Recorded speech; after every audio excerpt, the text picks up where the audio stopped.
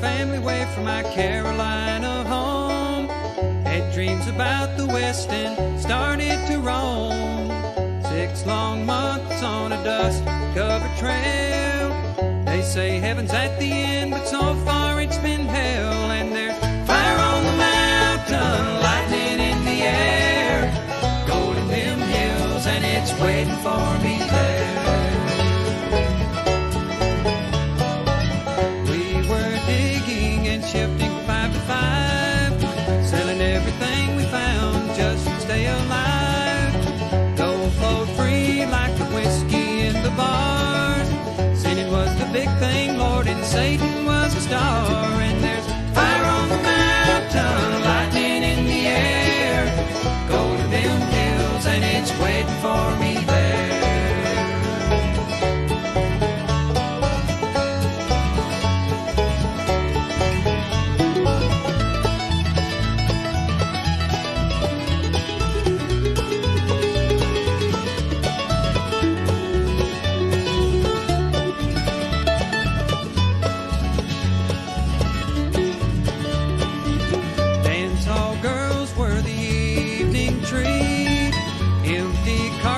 And blood lined the streets. Men were shot down for the sake of having fun, or just to hear the noise of their 44 guns. And there's fire on the mountain, lightning in the air, gold in them hills, and it's waiting for me there.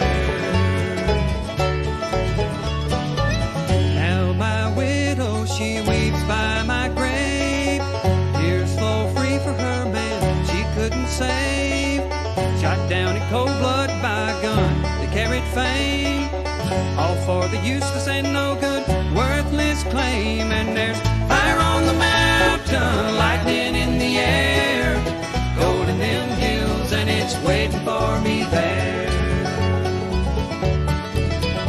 And there's fire on the mountain, lightning in the air, gold in them hills, and it's waiting for me there.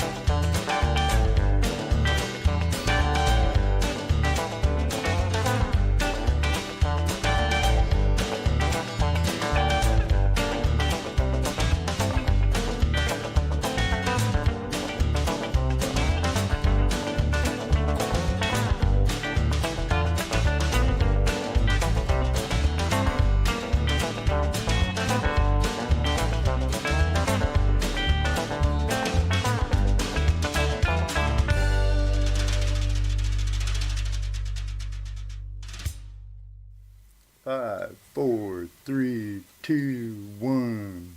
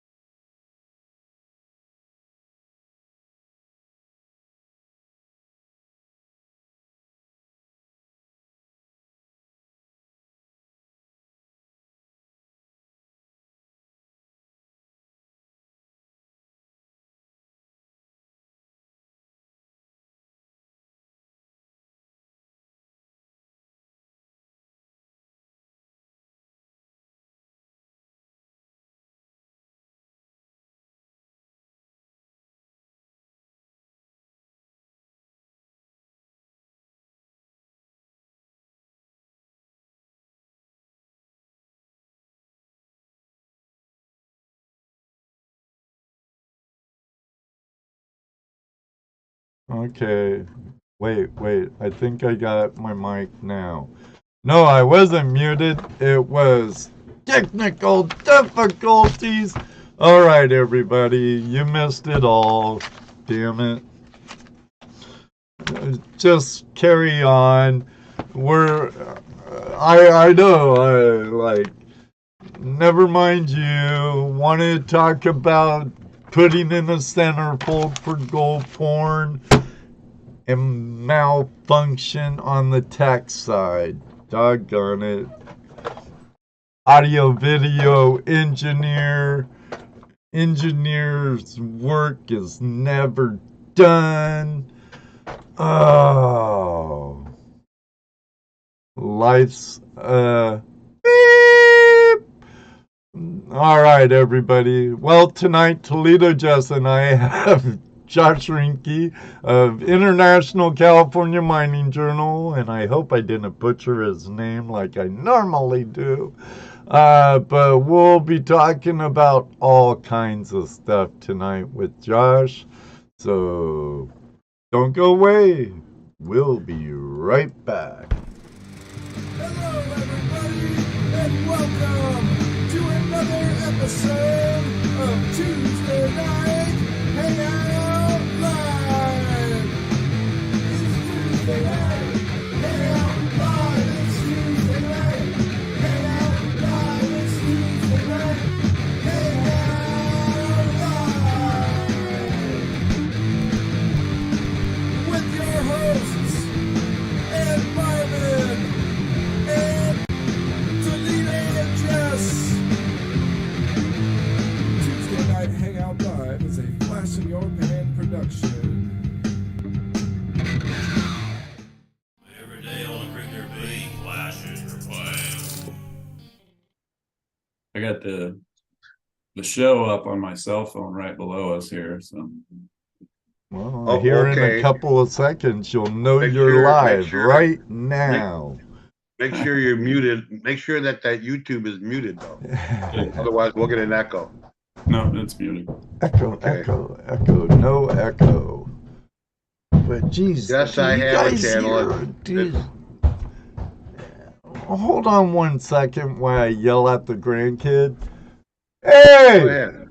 I'm trying to have a live show here. Gotta love them. Gotta love them. Oh my goodness. Sorry about that, everybody. I'm sorry about the technical difficulties. Good to see PA. Nice video of what was going down in North Carolina at Lucky Strike over the weekend.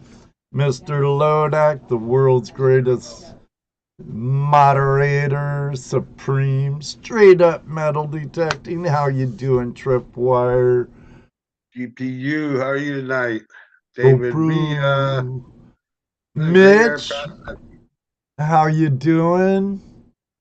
Lots of muting problems RST. sometimes.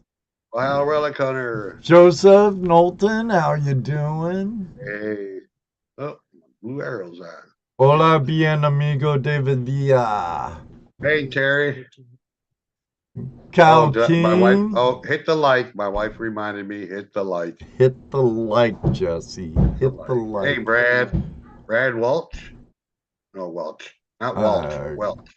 Kyle King just got a new map for his sluice.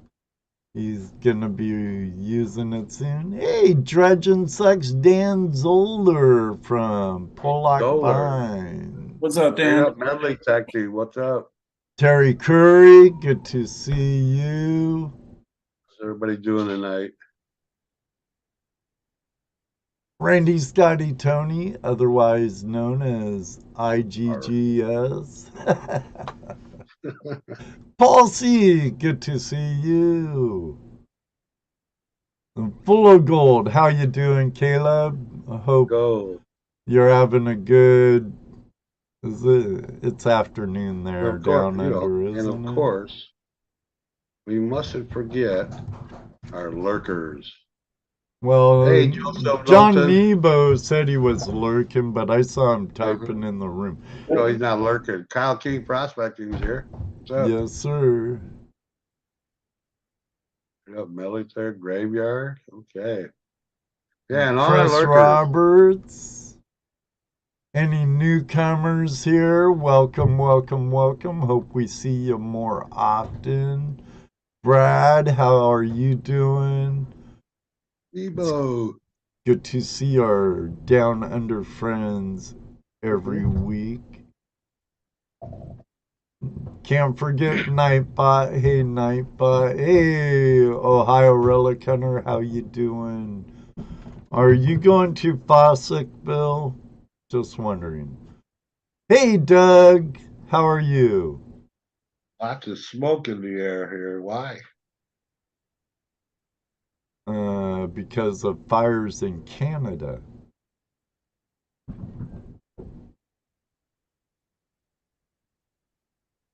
Yeah. They said our air quality went down because of the fires up there.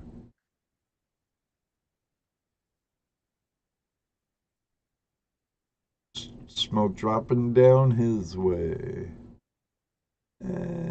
I've been in an air-conditioned building all day, building a big wall, so I was good. Is that the barbecue I've been smelling today? Remember I said earlier? Maybe. Yeah.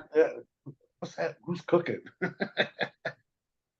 I think barbecue when I smell smoke, I guess. That's not good. Well, depends, Willie. If you call gold nuggets and stuff, this is an older rag. I need to get my subscription refilled. What? But look at that beautiful wire gold. Yeah, we were kind of suggesting here before the show started that needs a good centerfold, like a nice. Yeah, you could just lay it out like this and have a beautiful wire gold from Liberty, Washington, or from the Mother Lode or something. Nice or crystalline on there. Oh. Yeah, we're actually. Who doesn't love some crystalline? Who don't love gold porn? And just you could compete with all those other bad porno mags with gold porn even that for a flattened out piece. centerfold. Even that flattened out piece been sitting in that crack forever. It's all flat, looks like cornflakes. Right. Yeah. Bring it on. We got a lot of gold porn addicts in our audience tonight. Sorry, guys. Josh is a lot like me. We get gold, we sell gold. We find gold, we sell it. Yeah, gold is just money, right? Yeah, yes. We know that, Jeff. We know you're addicted. We know. And you own a lot of my gold. David Alfonsotti! How you doing, David? Good. I think Jack Tucker sent in some photos for them. I forget which month it was featured. Probably so, Willie. Now Tucker's going down a whole new avenue. He got his certification. Has his open water certification and stuff.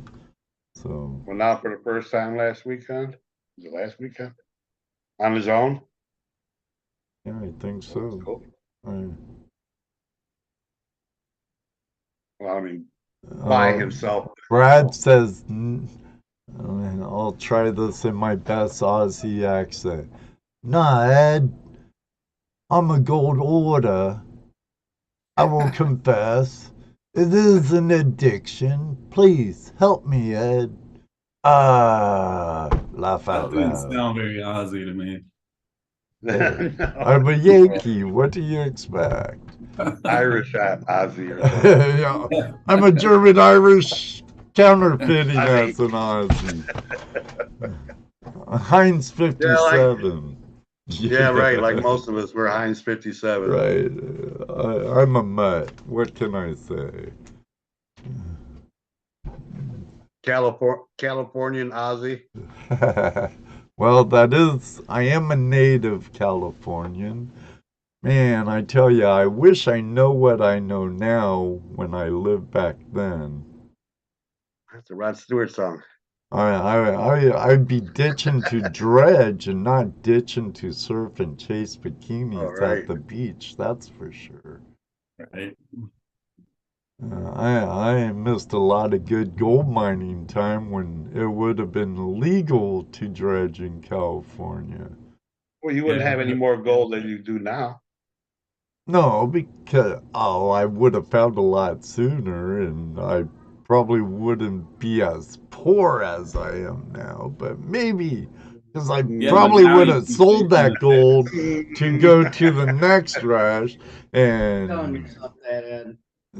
Yeah, the more you find, the more you want to find, the more it costs you to find. True. The broke you are, as always. Just like everybody else. One day I'm gonna give up my golden day job. I don't want to pound nails and build stuff till I'm 82 or 85 or 86 or whatever. Yeah, it takes a commitment. I'd like to get to the point where I could be a little more nomadic and search for the shiny.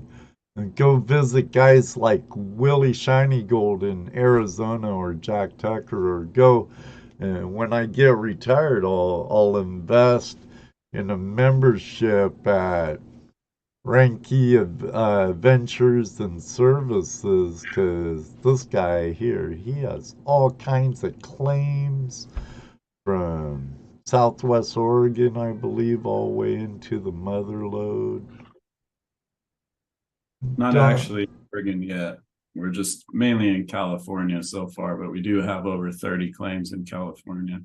And I don't have let's officially introduce him, because I'm seeing questions already. Good, I like questions.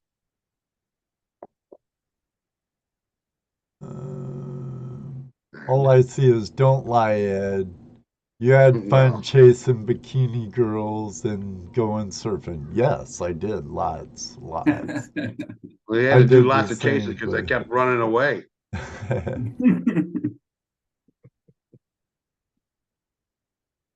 What? So anyways, tonight's guest, Josh Reinke. Welcome, Josh. About time we got you on here. Yeah, I know. Sorry about the delays. It's been a crazy, hectic year, that's for sure. It happens. It happens. My wife won the dollar. He showed up.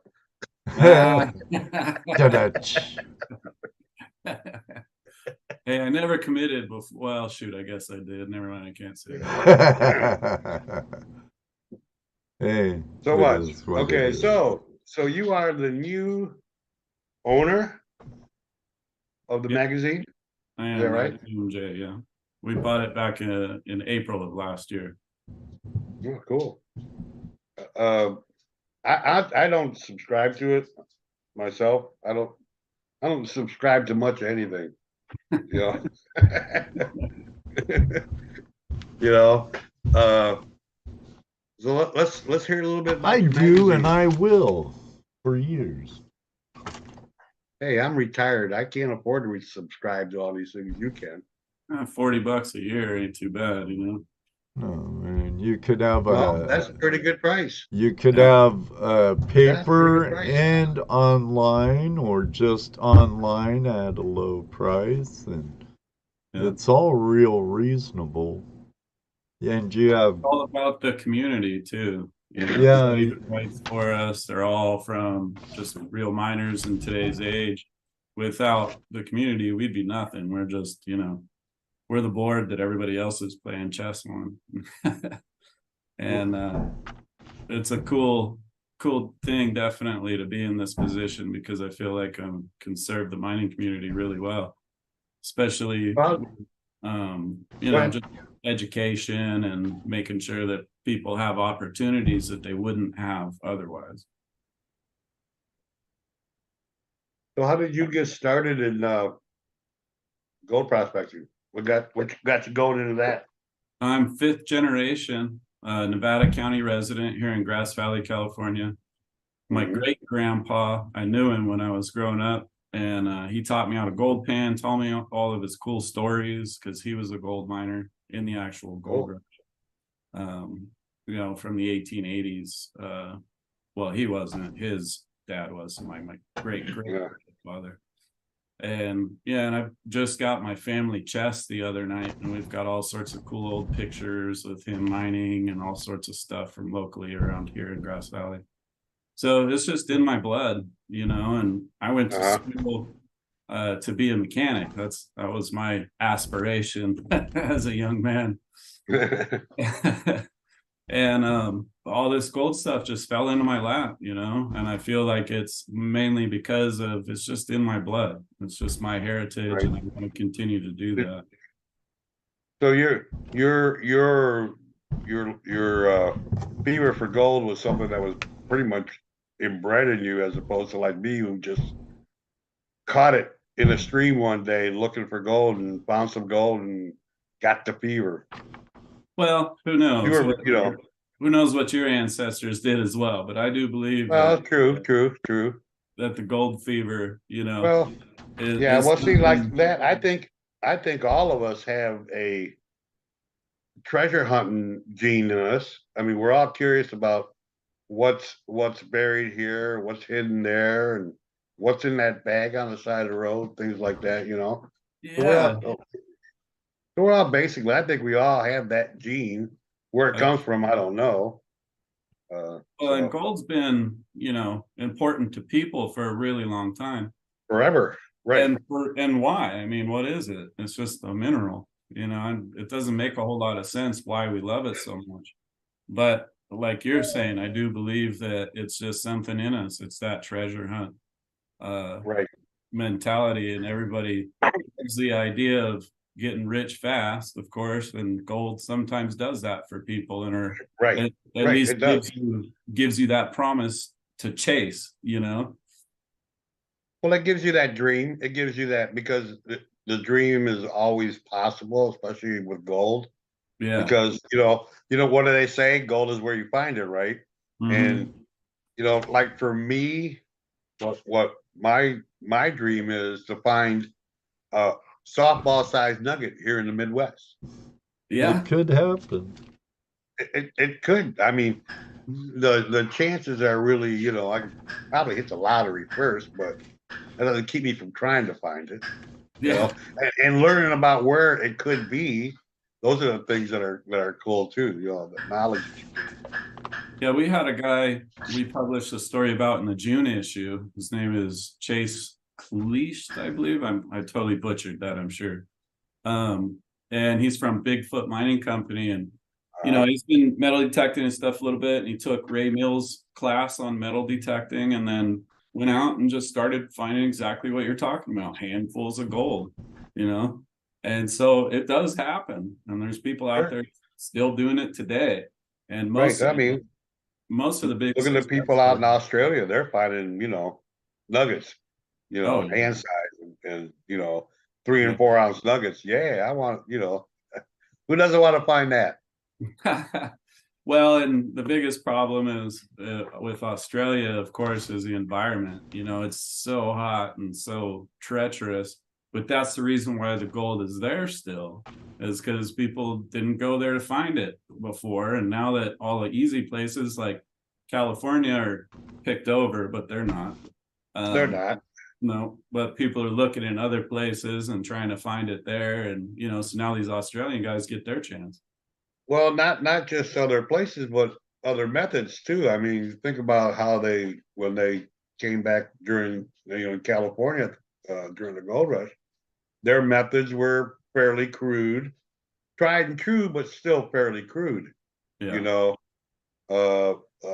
And now with the passage of time from then till now, things have changed so much as far as materials, methods, systems. It's just become more efficient to get the stuff that those guys were not able to get because it was just, that's not what they were looking for. They wanted the nuggets too. We all want nuggets.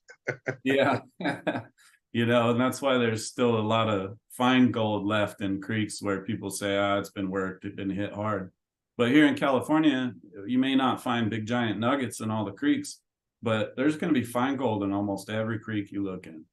Well, I like here in Ohio, we still get good gold in our creeks, and we're the Buckeye chapter. They've had that lease for over 15 years, and you can still go out there and people still find gold on a constant basis. Yeah. But it's flood gold. We know where it comes from. Right. It comes from Canada. Ours is glacial, so it all came down from Canada. There's still plenty there. We're not ever going to find it all. No, definitely not. But there's still a lot of good stuff out there. The old times, even today, the big companies, they won't even touch a place until they test it and there's proven reserves. And 80%, 90% of places those guys come across, they pass on. And that leaves the smaller guys to go out there and do it. And then because they don't pass on them because there's no gold. They pass on because there's not enough for what their operation needs. Right. It doesn't make sense to their numbers guys, Right. But for us, we're okay with just going out and spending $100 on gas and coming home with $20 in gold. Heck yeah. I came back with as long as you don't get skunked, right? Exactly, just like fishing. But You know, Yeah. this is the only hobby that you can have that'll pay you, you know. That's true. That's Yeah. true. That's true. Any And as far as fishing, that's also true because you know, you go out and get your license, you go get on a boat or whatever. Yeah. And like here for me, you got Lake Erie perch, which is prime fish, you know, and it costs you 50, 60 bucks. You wind up with a pound of perch and it's delicious. When Yeah. I can go to the fish market right around the corner and buy a pound for 15, 20 bucks. Yeah, but it's not fresh and you didn't It's catch it. no, right. It's not fun to catch. Right. That's the thing. It's not fun. This is Right. about having fun too. It's Definitely. not a job for the majority of us. Some of us, there are some of the miners out there that it is their job, it is their livelihood. And yeah, I get that too, you know. Yeah, But most for of those the guys, majority of us, it's the weekend miner and the weekend prospector. most of those guys who do it for a job, they live, you know, pretty meagerly as well. Right. You know, so it's sort of a labor of love, certainly. But then there's always that dream of, you know, finding that big nugget. But, you know, people think, oh, you know, I found $150,000 nugget. How long does that money last? You know, a year or two, maybe, if you're Right. lucky. So Right. You know, it is tough to yeah, especially we just, you know, you're not used to having that kind of money. yeah, well, you know, buy a house and, you know, all that. But most guys just whatever. They just keep doing what they're doing. Buy more equipment. Yeah, buy more equipment. Invest in more gold. You know, how else am I going to buy that 6-inch dredge? Yeah, reinvest into your job. Yeah, totally. Yeah, there you go.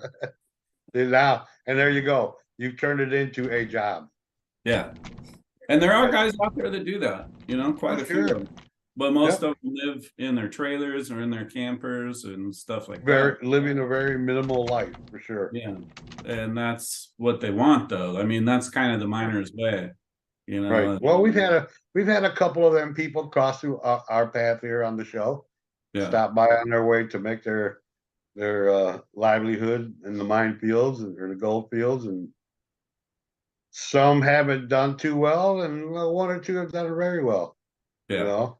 Yeah. So it's just you know, it's partially luck, and then there's luck. Well, knowledge. I'll be honest. Luck's a part of it. Knowledge is very important for sure. You know, knowledge, research. Right. Research. Yep. Luck. All good gold mining starts with good research. Right. So you're trying to get me to buy a magazine. Why would I want to buy your magazine? Well, because it will give you opportunities that you didn't have before.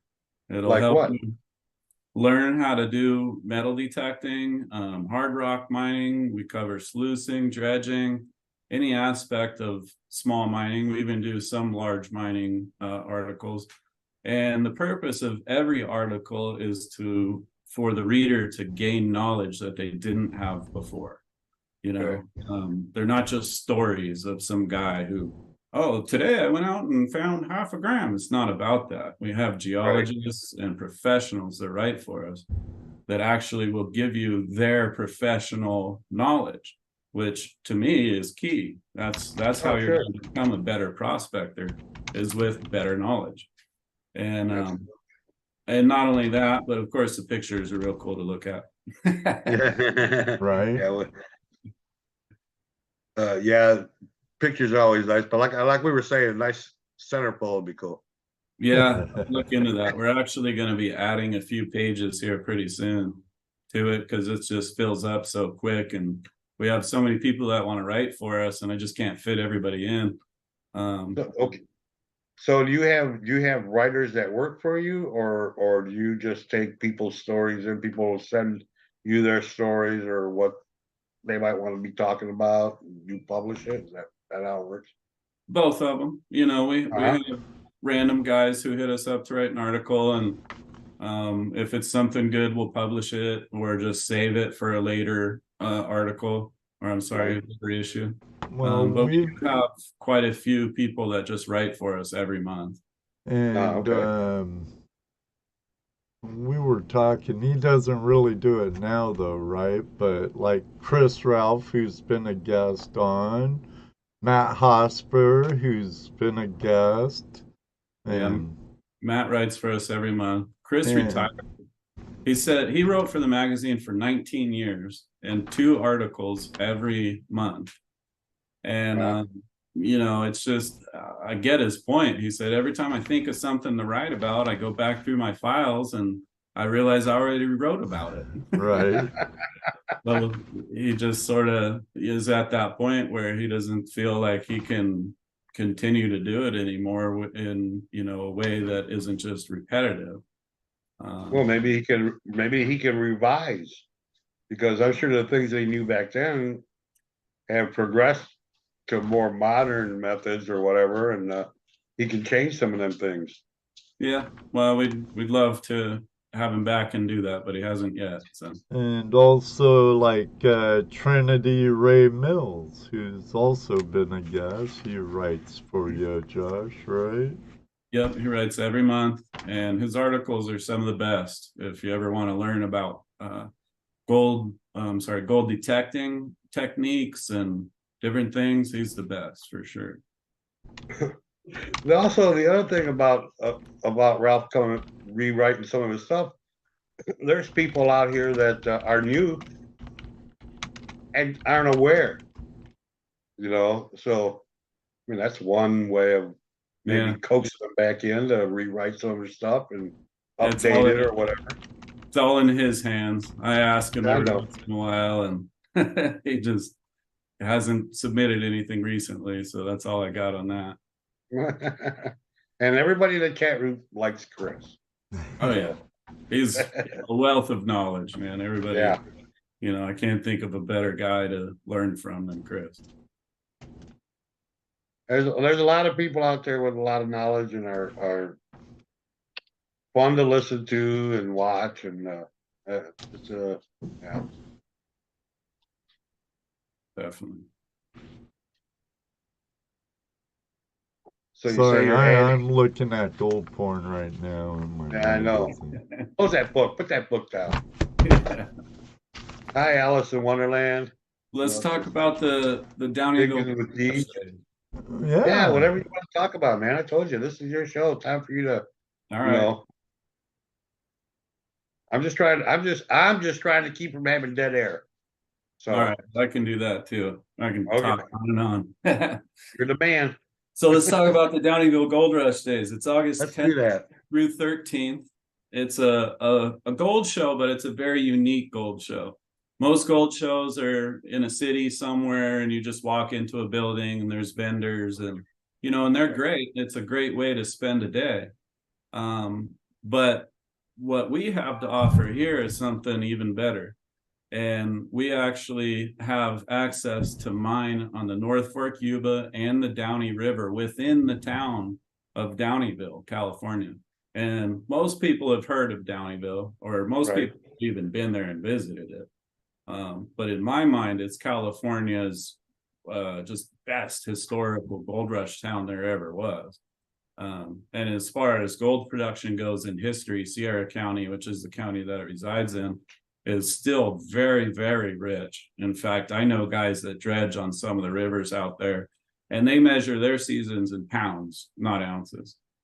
And so there's still a ton of really great gold out there. And the town itself, most of the buildings are from the very early 1900s. You know, the town's been there since, I believe, 1853. And so, but of course, fires come through, destroyed the old buildings, this, that. And then they started building with bricks in the early 1900s. And so a lot of those buildings are still there. The town looks almost exactly like it did back in the early 1900s. So it's just going to be the best experience that any gold show or anybody's ever provided. We get to mine in town.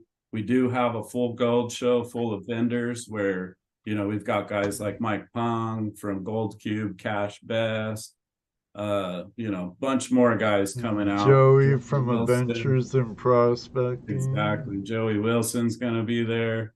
And a lot more too. Cassie from the store in Reading, the Miners Cache, they're going to be there. Many, many more. And PLP, Public Lands for the People, is doing their yearly raffle there as well, which is huge. They've got all sorts of good stuff like gold claims, I believe metal detectors, silver, gold, all sorts of stuff. You can find their list in our in the magazine of what the prizes will be. So they'll do the drawing there. And if you're present, there, then I'm not sure if they'll have all the prizes or if they'll ship them out to you later, but either way. It's all in one. It's a big mining outing where we all get to just enjoy the town and enjoy gold mining right in town. And then we'll also have the vendors set up to where people can show up and buy your whatever products you've been looking for at a better deal. Right. We're hoping that David from Dream Mat will be there. He said he was, but then kind of reeled back a little and said he might not be able to. So we're hoping Dream Mat guys will be there. And the other great thing too is all of these guys will have the opportunity to actually show you their products in the river, in action, not just in some bucket on the inside of some building. Right. So just that fact is huge. And then we'll have Ray Mills there. All of these guys are going to give, speeches on stuff and tell you about their products, tell you about how to be a better gold miner in general. And not only that, but the coolest part, well, not the coolest, but one of the cool parts is we're going to have nightly live bands. So once the gold show shuts down, it's just going to be a town full of gold miners having fun and maybe drink a little bit and, talk with each other. And so it's all about bringing the community together and creating Right. a show that's going to be just kick-ass, like nothing anybody else has ever seen. That sounds like it's gonna be fun. I'm not sure what my schedule's gonna be, but I'm gonna be there. I think the weekend before. Yeah. I'm not sure when we're leaving, coming back. Yeah, no, it'll be the event to go to, and we plan on doing it yearly. And it's something that is good for Downeyville as well. They're a small town. Oh, yeah. And since dredging has been shut down, Downeyville used to be like the hub of dredging in California. Everybody wanted to get on that North Fork Yuba River. Right. They still do. Well, they still do, just not so much with dredging anymore because it runs right along a major. No, I mean, no. I'm saying they still do want to get in there with dredging. Oh, of course they do. Yeah, of course they do. We all do. I own 4 claims on it, and I can't dredge it anyway. But yeah, so it's going to be the best gold show around, certainly. And I think, and it's not just about showing up and buying stuff. Right. Obviously, please do that, because if the vendors aren't happy, we can't keep doing it. But it's about just bringing the community together and creating an atmosphere that is just excellent and all centered around gold mining. So is this because GPA is not putting on any shows? You guys decided, because I mean they're doing that here too in the West. Decided to do your own. Pretty much. You almost have no choice though, but. Nah, anything I do has nothing to do with what GPA is doing. I decided it actually all happened very ergonomically. A lady who owns a lot of the hotel rooms there, she owns 3 different hotels and a couple other, buildings, stores and stuff like that. Saw one of my friends mining on the river out there and stopped and said, "Hey, I want to do a miner's bash here in Downeyville." And this guy told her to get a hold of me. And that's how the whole thing started. And ever since then, we've just been planning, planning. And, you know, the other thing too is any profit that we make on the show is going to be donated back to the high school within Downeyville and the nonprofits. There's a couple of historical societies and things like that that will donate some money to. So all the work I'm doing on this gains me nothing. It's just all about the community and providing opportunities for people that otherwise wouldn't have it. That's what we're all about. Very cool. Let's take some questions from these guys. What's he say? Well, that was Ed posted on there about the giveaway you're planning to do. GoPro Unlimited. Ed, ask John, what's the deal with what the deal is about dredging in Cali? Yes, no? Question mark, question mark, question. Yeah. So there's a lot of, you know, there's a lot to do with that right now. There's a lot of things that are in the works that we don't know how are going to turn out. You know, but for the most part, we are really happy to hear that PLP, Public Lands for the People, have provided a path to dredge for reclamation purposes. See, because the law here in California, SB 637, that outlawed dredging basically without, I mean, they say they didn't outlaw it, but then they will provide permits, but they're so expensive and only in these tiny little areas where basically no gold is. And so PLP came up with a path for us to reclamation dredge. And, you know, we're there to get the lead weights out. We're there to get the mercury out. And if gold is there, that's just a byproduct, right? That's not our purpose. The way that the law was written says that you can't dredge and you have to have these permits and all this stuff based on the fact that you're there to recover valuable minerals, right? But if you're not there to recover valuable minerals, this law doesn't cover you. You don't need a permit. You're there for something else. Yeah.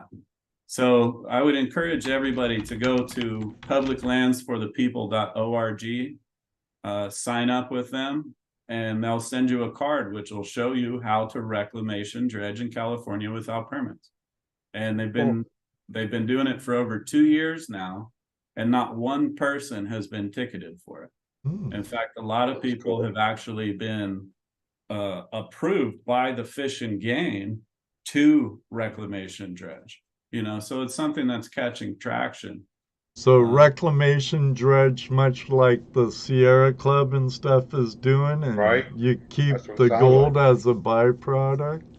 Exactly. So the Sierra Club wrote SB 637. Izzy Martin from the Sierra Club wrote the law that outlawed dredging here. But she left herself an open path to do it because of their project with NID at Combi Lake. And they were dredging for reclamation purposes without permits. And so basically PLP just copied them. And what they're going to do, they can't really cut their own throat, right? So if they stop us from doing this, they're going to be stopping themselves from doing it. And we've held dredging demonstrations before with PLP.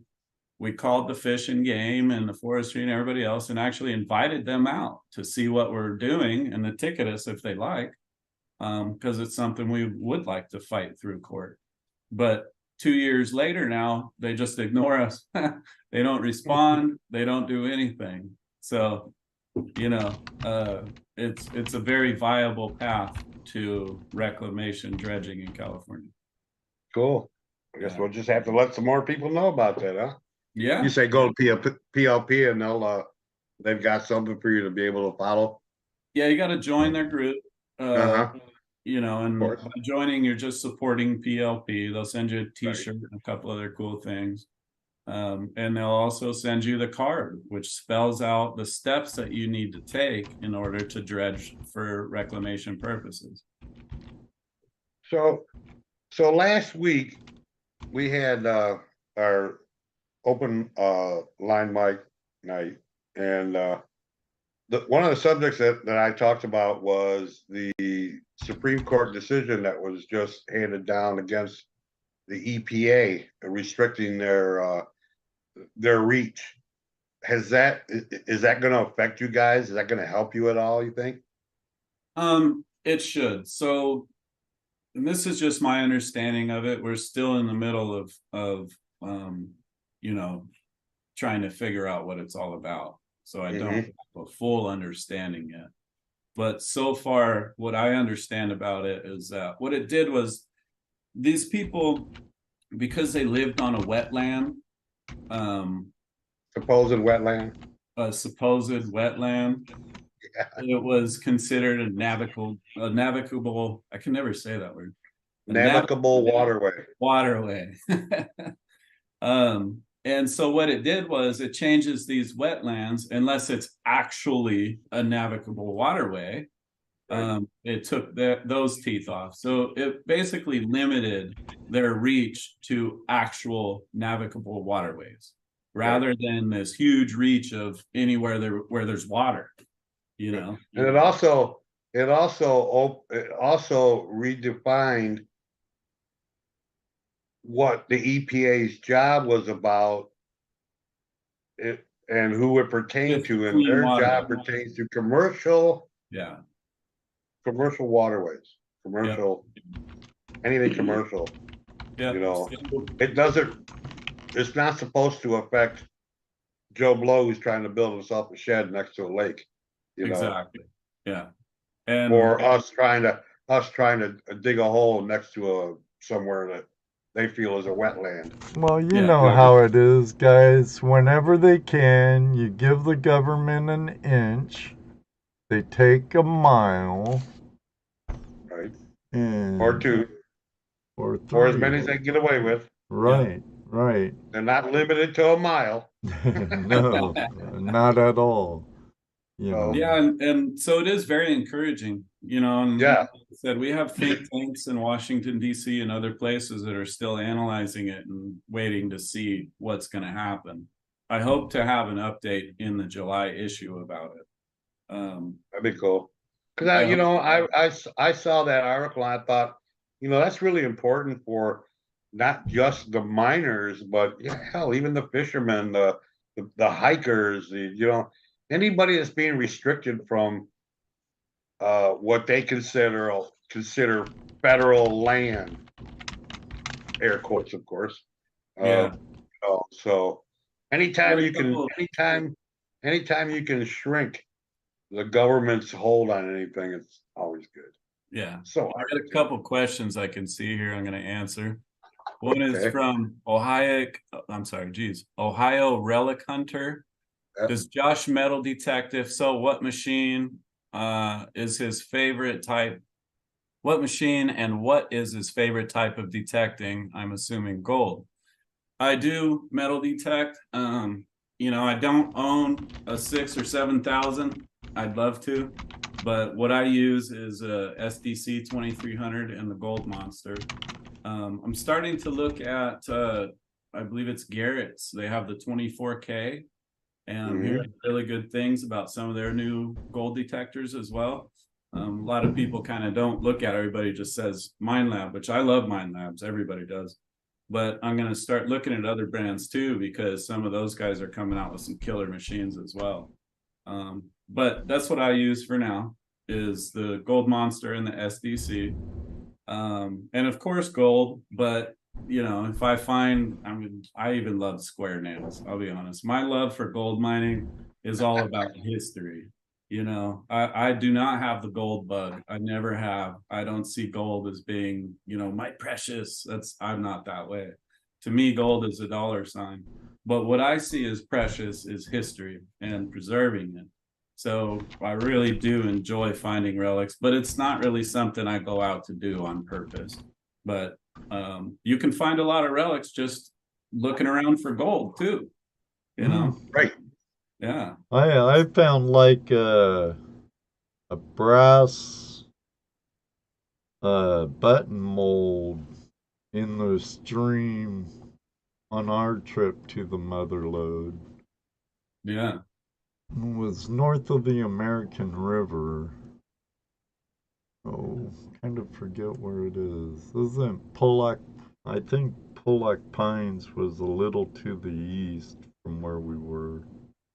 Yeah, so you were in like Georgetown?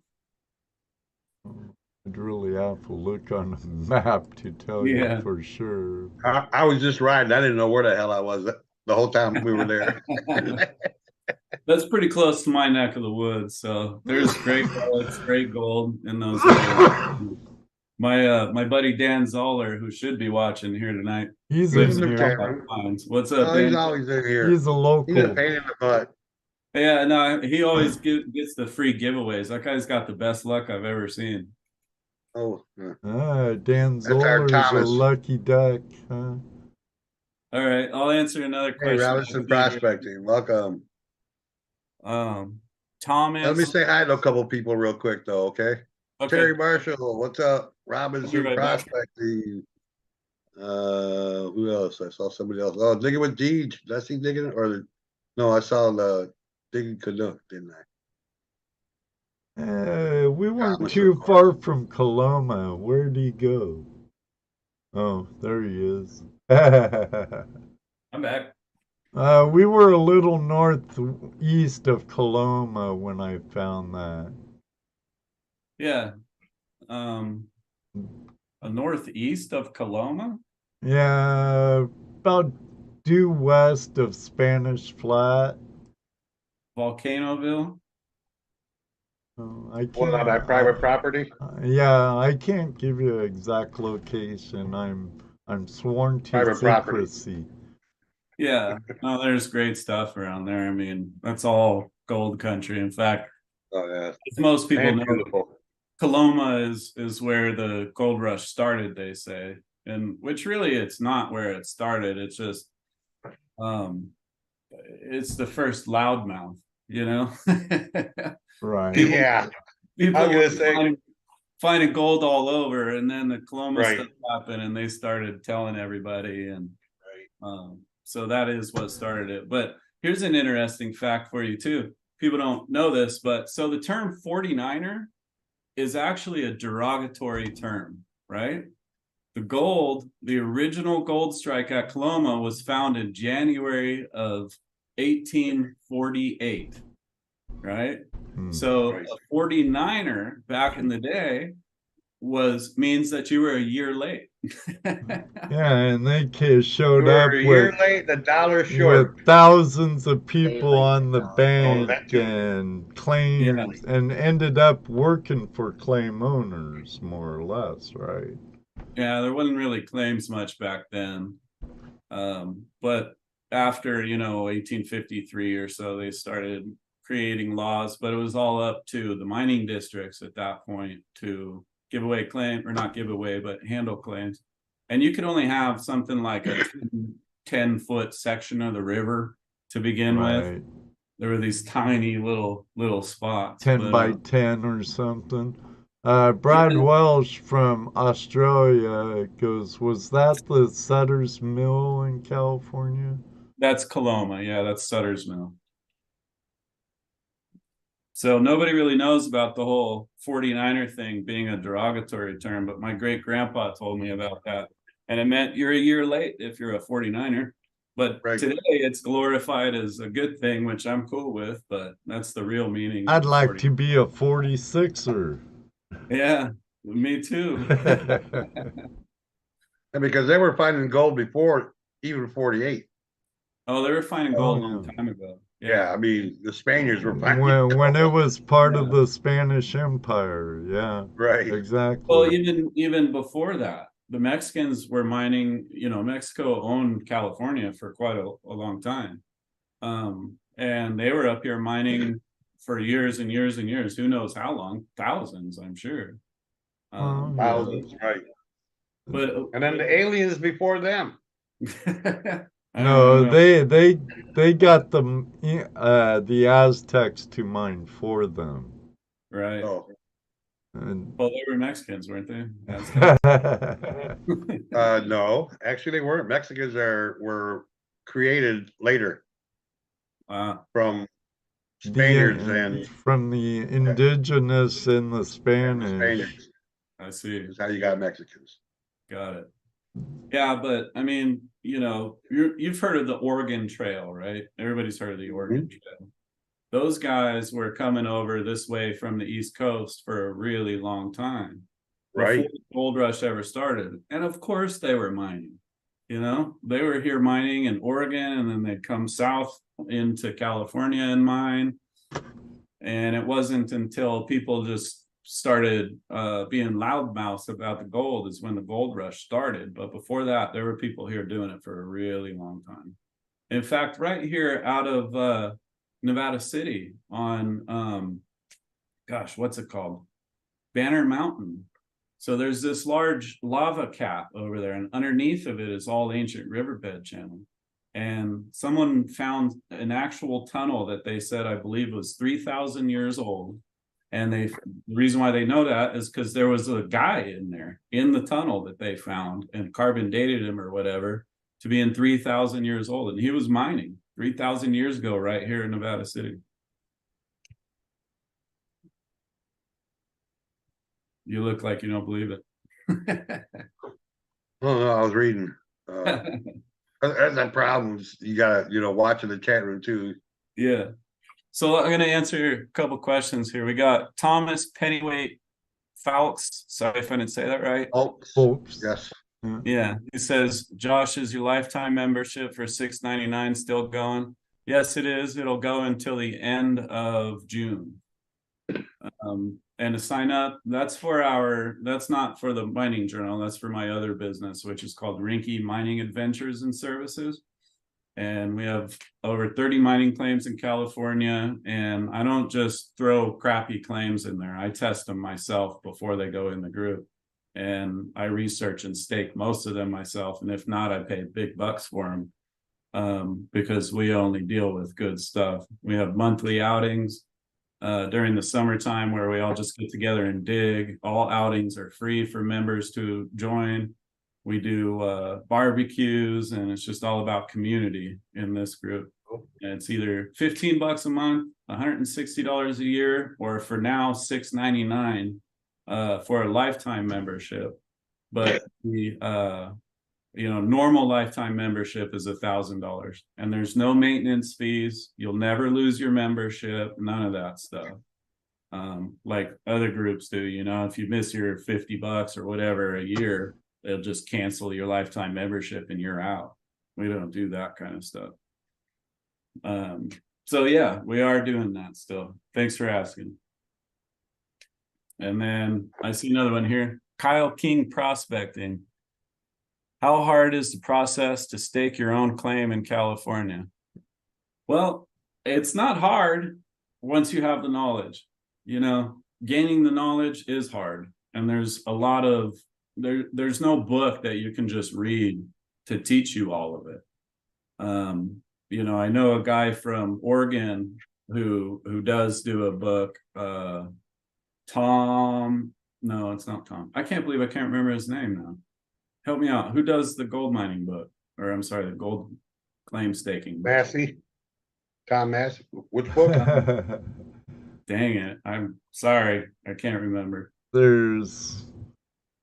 No, I don't think McCracken does anything on staking claims. I think in Fistful of Dollars, Chris Ralph's book brings up staking claims.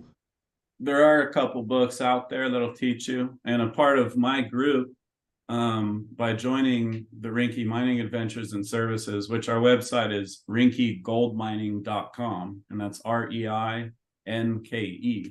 Yeah, I dropped it in the chat room too.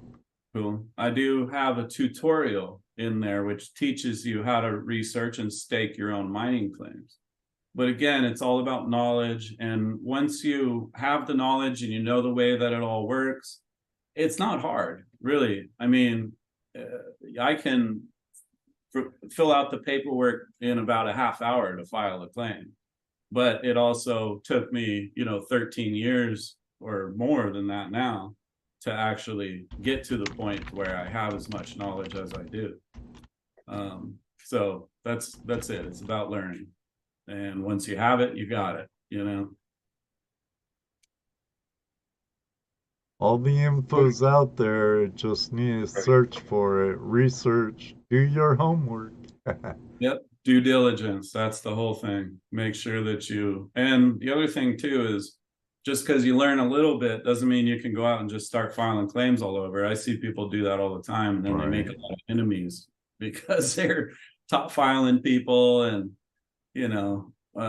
doing stuff that they shouldn't be doing. But, well, you got to do your due diligence. I remember when you had to order the microfiche from Bureau of Land Management to search for open ground to claim and stuff. Now it's so easy. A lot easier than it was back then, that's for sure. You still have to call either BLM, or the best thing to do is to go to the county and pull the maps and paperwork at the county, and then you map out where all the existing claims are. Yeah, they have to file with the county before they file it with BLM. Yeah, and each state has its own rules as well. True. California, we can just put up what's called a discovery monument. And when we put up the discovery monument, it's just basically, there's rules on what the post should be too. You can use a large rock stack that's like 3 feet tall. And then you just put your location notice with a map in it in a jar and set it there. Or you can use a 2x2 post. It has to be 1 foot into the ground, 3 feet above the ground, with the same jar. So basically you just have to make some way of telling people when you're on the ground, they can go and open the jar and go, okay, look at the map and go, I'm on somebody's claim.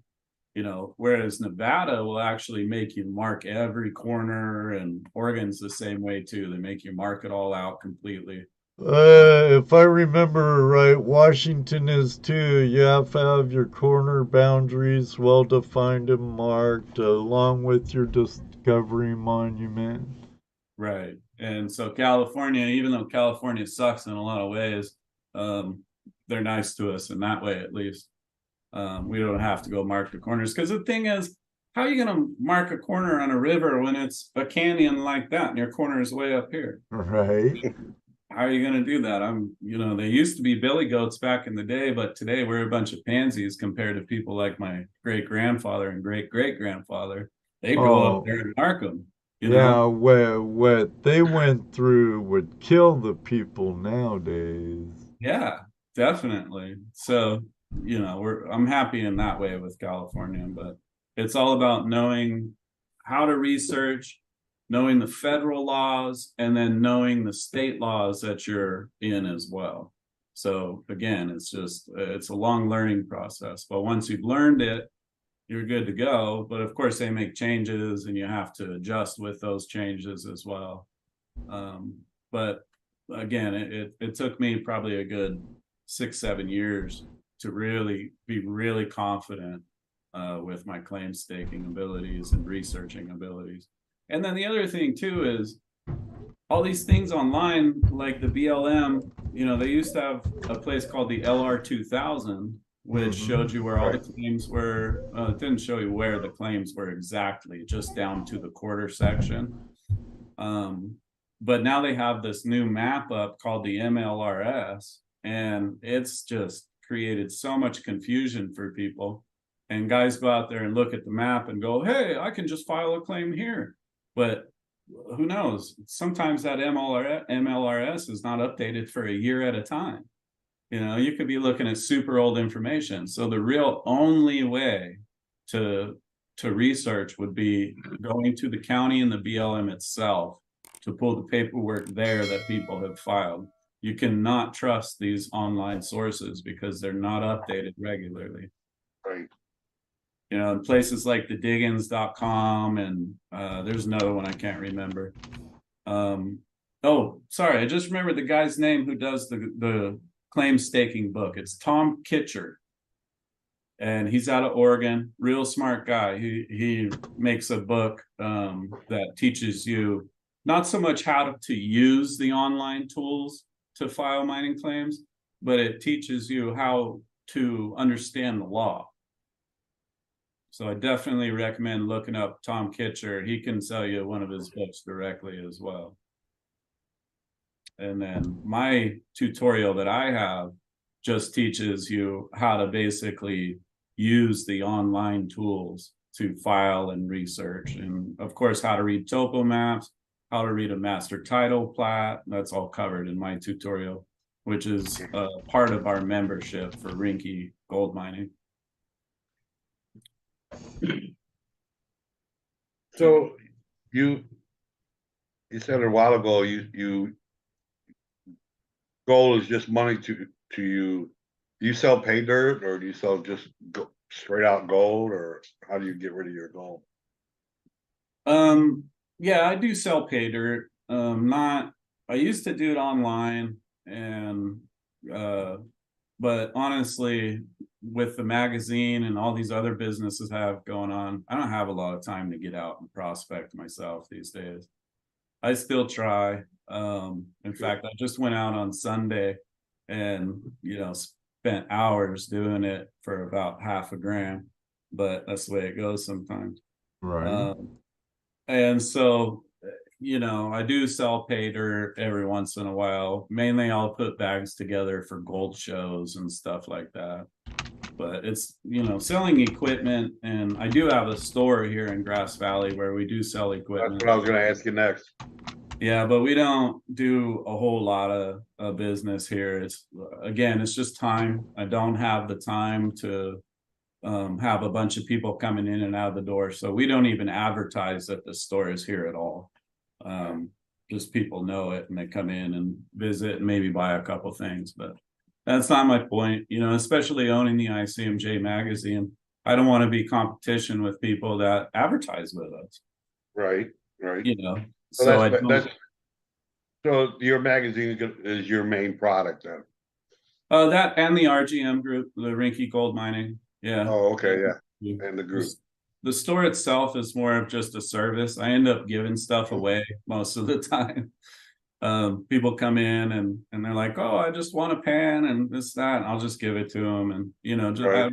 The whole point of the store is to help people who don't have the opportunity, to give them the opportunity. You know, that's the whole point of all of Right. is really. Yeah, we understand the reason of pay dirt, trust me. You know, we talk about it quite often, that there is a need and a necessity of pay dirt. There is. Not a bad. But you got to watch out, you know. Well, of course. Because there's a lot of guys. You got to watch out on any equipment, pay dirt bags, equipment. Pay dirt seems to be. We've seen people get ripped off on claims too, you know. Oh yeah, so, left and right. I used to sell mining claims, but the reason why I got out of doing it for the most part is because I just didn't want to be associated with all of the scams and stuff that go on out there. Just not a very good business to be known. Right. You know, I created a really good reputation for myself while doing that, and a lot of people still speak of me when it comes to purchasing mining claims. But most claims that I have for sale these days are most likely just me helping a friend out. It's not me selling something for myself. Right. Yeah. So, any more questions from the group, guys? I can only see this chat on whatever I'm looking at. Oh, yeah. Everybody's talking about they went all day, got a $half a gram. It's a normal day, right? Normal day, right? Oh, yeah, I was just so you do take advertising. I don't know anybody here that would advertise or big enough to spend money on advertising, but What? But What's we that? have, Well, yeah. we also have in the magazine a miners market section, which is like classifieds, right? And those are Okay. cheap. It's only $1 per word, 20 word per minimum. I'm sorry, 20 word minimum, and also a $10 formatting fee, which will get you bold letters and different stuff to make it look nice. So that's a really affordable way. And what's great about that is on our website, we get at least 40,000 visits every month, and they go there to look at those free ads. It's free for them to look at, and we do that on purpose so that it's more of a, it gets them out there more for people.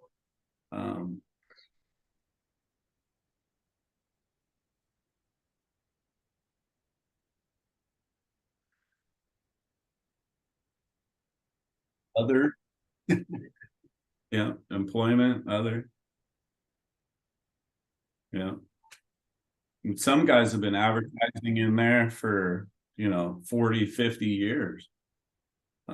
It's the only classified ads that you can find in America that are solely based on gold mining. And so it's a very popular section of the magazine. In fact, I think a lot of people pick the magazine up, kind of thumb through it, and go straight to those classifieds,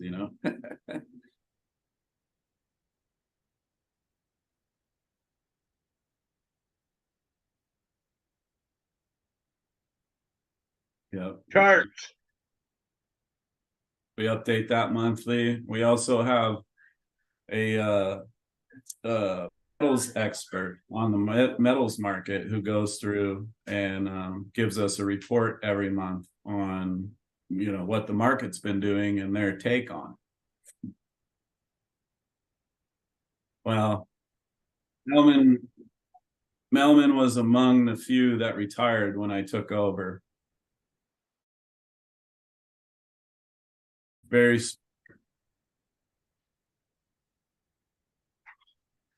That's an old one, man. Here, hang on. Is he still muted, guys? Can you add? You're muted. Thanks, guys.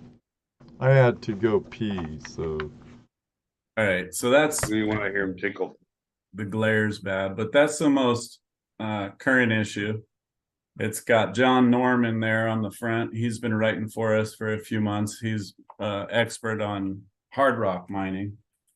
And then here in the back of the magazine is where we have the miners market, which is the classified ads. And, it's got everything from equipment to properties to services, and then other as well. And so that, I believe, is probably the most popular portion of the magazine. I do know quite a few people look forward to the articles every month as well. And, a lot of miners just take the magazine out on their weekend trip and read it as they're out in the woods, getting ready for bed and that sort of thing. And also, if you ever run out of toilet paper, this stuff doubles as toilet paper, so it's got multi-purposes. Well, I saw a crossword puzzle too. There's a crossword puzzle every month. Oh, yeah. Guy Miles does that for us. He's really cool. He actually makes them himself and submits it to us. But yeah, there's no other magazine like this out there at all. I have a newer one than this somewhere. I know I do. Jeez. Sam's still the editor in that one. What the heck? Check this out. There's a gem for you. Can you guys see the date? In 1931, August. Yes, sir. That's the first issue ever pressed for the Mining Journal when it first started. And of course, just to tell you how popular this area is where I'm at, features Nevada and Sierra County mines. I live in Nevada County. Downeyville, doing the show, is in Sierra County, which is right up the road from us. And 16-1 is in those counties too, aren't it? Isn't it? It is, yeah. The 16-1, I believe, is in. I'm not even gonna guess because there's like 3 or 4 counties that kind of intersect each other right there. There's Yuba County, Nevada County, Sierra County, and that's kind of one of the corners of them. But they're in this area. They're about a 30 to 40-minute drive from Grass Valley itself. And they're still in operation, if memory serves me right, aren't they? They are. This guy, well, they actually had a corporate takeover recently. Oh. Yeah, so they're in some turmoil and they're fighting and to get it back. And Hostile takeover then. yeah, definitely was. But we'll see what happens with it. You know, the guy Mike Miller, who owned it for a long time and ran the place, is a great guy, and I'd love to see him get it back. And I know that he was wanting to make it public on what's going on, but at the same time, I think he's actually fighting back legally now, so he's a little more quiet about it. But yeah, 16-1 still runs, and it's super world famous gold as far as cabs, and because the color of the quartz and the gold in it's just amazing. Some beautiful stuff. I've seen some nice pictures of some gold out of that mine. Oh yeah, you can find it all over the place. But yeah, any more questions you guys see out there? I like answering questions. Who's got questions for us? Bring it on. We tried something with Jeff Williams when he was on last. Would you mind if I put the invite link in the room and maybe someone might have the cojones to come in and ask you a question? Yeah, you In bet. English, that's balls. I do got to take a bathroom break here, though. Okay. Oh, no. Well, let me unpin you and fix my. Here, I'll pin Jesse, and you can go take a break right now. And I'll be back. remember, if you want to get in on 1 or 2 of the giveaways, I'm not sure how many International California Mining Journal subscriptions are going to be given away tonight. But if you are in the United States and want to get in on it, type in the room as you see it. It's posted. It's posted up on top. No. Hey, Brian, you lose. You lost already, Brian. Take away his wrench. Take away his wrench, Mr. Lodak. And you could get on a subscription. So far, we have Bacchus, David Villa, David Alphonsadi, Don G, GoPro Unlimited, Hey Thotty, Joseph Busi, Kyle Keen, MJ, Mr. Lodak, Nevo, PA, Paul C, Paul Carr, I believe that is, Willie Shiny Gold. You can get in on it. Why not? Get it in there. Is that our buddy Paul Carr? I think so. Is that you, Paul? I think so. I thought we went over this with him before. Hey, I'm old. Yeah, me too. I have CRS also, so. Oh, you're already disqualified, Brian. Too late. Yeah, too late. Too late, Brian. Too late. Unfortunately, this is just for residents of the United States. Sorry, our friends from down under and above the border or below, You know we love you all. No, David, he's up from the bottom of the creek. Crap.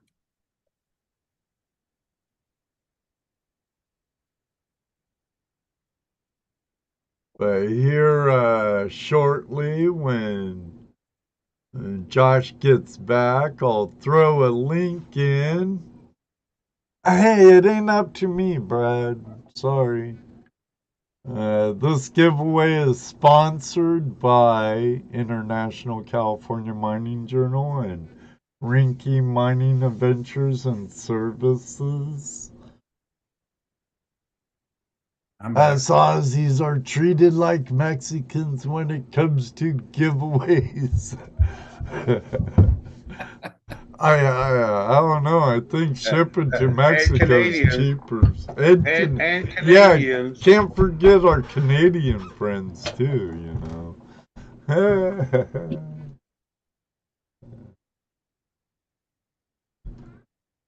So Josh is back. Yeah, I went last weekend, Dan. Went last weekend and it really sucked. That's right. Had a big hole going. Dredging sucks. Yes, it does. Yeah, Sucks good. That's Dan Zoller's middle name. Dan Yeah. Dredging Sucks Zoller. Our friend from Pollock Pines. I've known Dan for, gosh, probably going on 8-9 years now. Dan's been a big part of the community here at Flash in Your Pan for a very long time. Yeah, it's a good guy. A very long time. Does. Even before my live streaming days. Are we live now? Oh yeah. Oh yeah. We're live. Can't you tell? You got to tell me. We're live. Yeah, no, we're live. Are we live, everybody? Why, yeah, we're live. That's why we haven't done retakes. Well, so for There are no Aussies, retakes. for the Aussies, I'll go ahead and give away one-year subscription. So we'll give away 2 in the lower 48, and then Well, wait a minute. You're doing a special one for the Aussies? Just for the Aussies. What yeah. about the Canadians? What about the Mexicans? How many of them And do the we have? Canadians? See what you started? All right, then how about this? We'll give away 1 international. Okay, there you go. All right, guys. So Well, the squeaky wheel gets the oil, so that's right. So that's that's 2 for the lower for the U.S. and 1 international. Ooh, I get to be in both. And I'm also going to give away a free 1-year membership to the Reinke Mining Adventures and Services. Oh, awesome. Claim group, which should be done, it should be limited to guys who come out to California. Our claims are only in California. Right. You don't have to be in California, but if you come out here, then. And I have a key word for the mining journal now. I'll put in a different keyword. That way people like Thomas Folks, who goes out west every year, Brian Wilder, and our California, Arizona people, and Oregonians or Washingtonians, or they could get on that. Just one, but I'm local to Northern California. Well, welcome, Jesus. It's Jesus, not Jesus. Jesus. Hey is called the God. Hey, Zeus. It's Jesus. Hey, Jesus. Whatever. I got it close. I'm not Spanish. No, you didn't. Right. Ruby said, no, you didn't. Whatever. Where's this chat at? Is it on YouTube or what? Yeah, it's on YouTube. All right, let me pull it up real quick. I want to see what they're saying. Welcome. Jesus. Welcome, Jesus. Jesus. And that's Jesus Jimenez, right? No. Why can't Sorry. I see the chat? No. All right, I guess I give up. It's on your phone, right?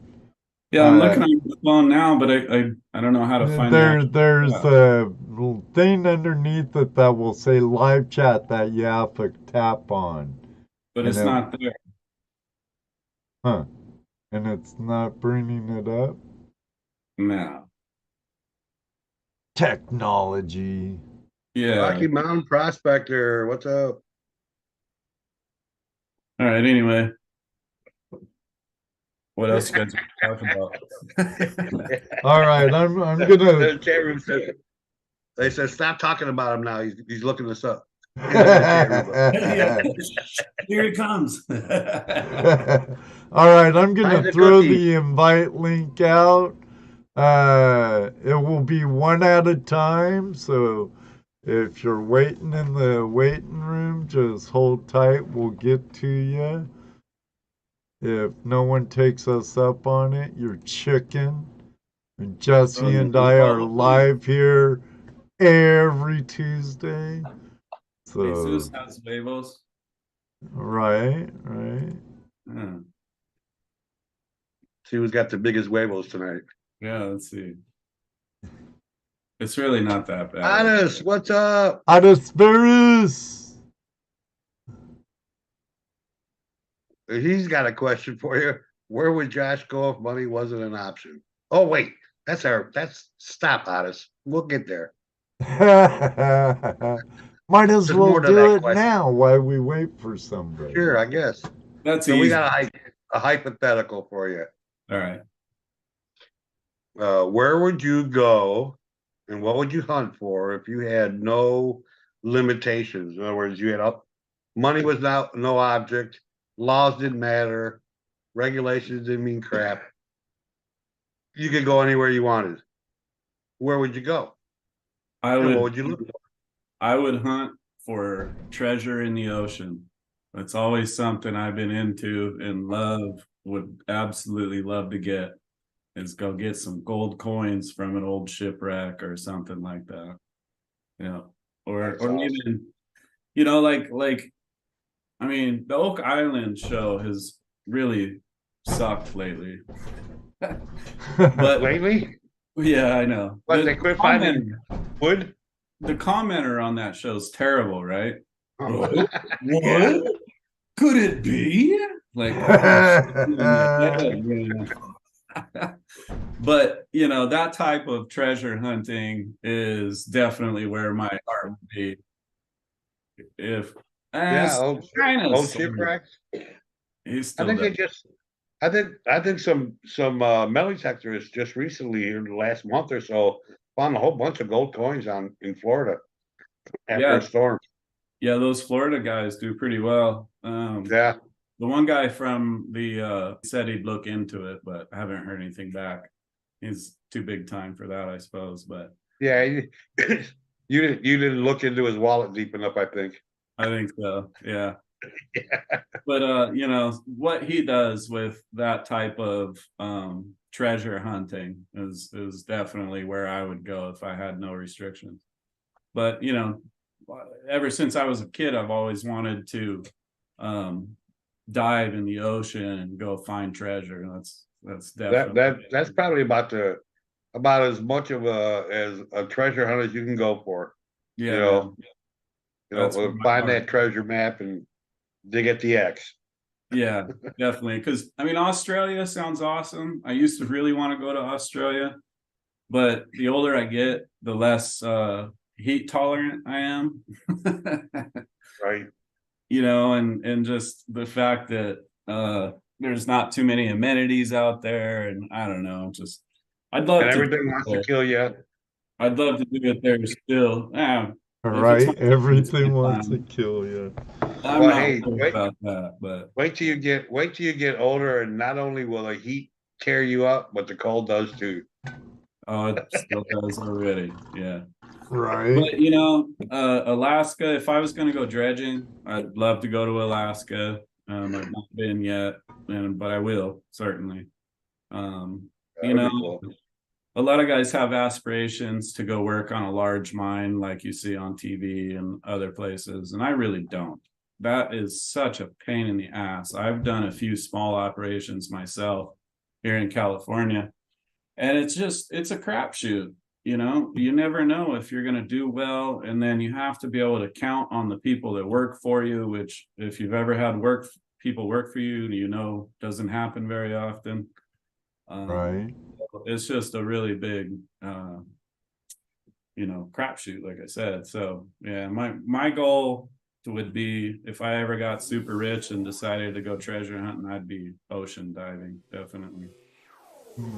Go do what the Fisher family does. And, Oh yeah. Yeah.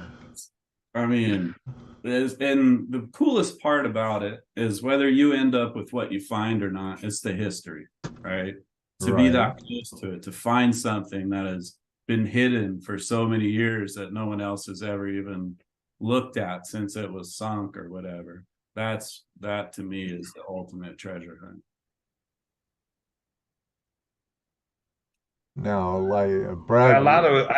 I think a lot of us were, Brad, when Mel Fisher came on TV and started showing his treasure that he was finding. Was that back in the late 50s, early 60s?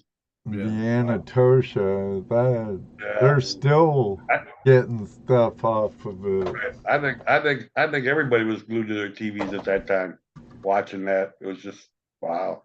Right. Gold miners are just treasure hunters, you know. Oh yeah. And Yeah. finding gold is about the easiest treasure you can hunt for, so it makes it a reality. Right. For people who don't have a bunch of Makes money. it actually makes it a reality for most people. Because Right. most people can't go out to the ocean and look for a sunken ship. Most people don't have access to an old treasure map. You know, most people just don't have that. But gold mining, yeah, you can do that just about everywhere. I mean, I love history, you know, with my family history and gold mining and all of that. It's just, to me, it's all about my heritage and remembering it, bringing things back to life that have been hidden for so long. You know, that's was that something you were into when you were in school? Were you into history? Oh, in fact, I was not very much into school at all, but I always history. I know how that is. Well, because I find a lot of, especially your modern day prospectors and treasure hunters, weren't into history until they got into doing it. That's realizing all the history that's that's true, Jesse. I've seen that a lot in all the Yeah. fingers of the treasure fam hand. Because that's one of the questions I ask a lot of times is history something you were into when you were in school? And typically it's no. You know, on average, most people will say no. It's something they got into once they started treasure hunting and realizing there was history all around them, right?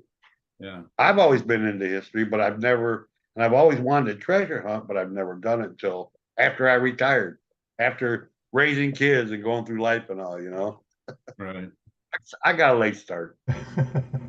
I'm one of the lucky few who found a way to, you know, make this hobby. Not gold mining's not a hobby. Never has. It's a lifestyle. It's a lifestyle. We don't catch gold and throw it back, right? Like a fisherman. Well, I never do that either. No, I don't catch and release prospect, even if I did it in New York.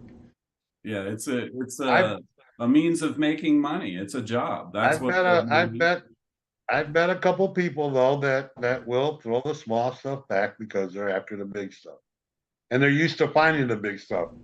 So when they look at the little stuff that just because we saw Two Toes do it and Bennett. No, not just Two Toes. I've seen Ron do it. I've done it many times, but yeah, if you do a pan and you got 3 little specks in there, you know, again, gold is nothing to me but $1. So If there's 3 little specks in there, I'm not going to take the time to suck it up because it don't make sense financially, right? And so I get it. I'll toss that back. But normally I toss it back into my sluice box and let it catch it and then clean up later, Yeah, let it gather up. Well, and that's my mindset too. Every one little piece adds up.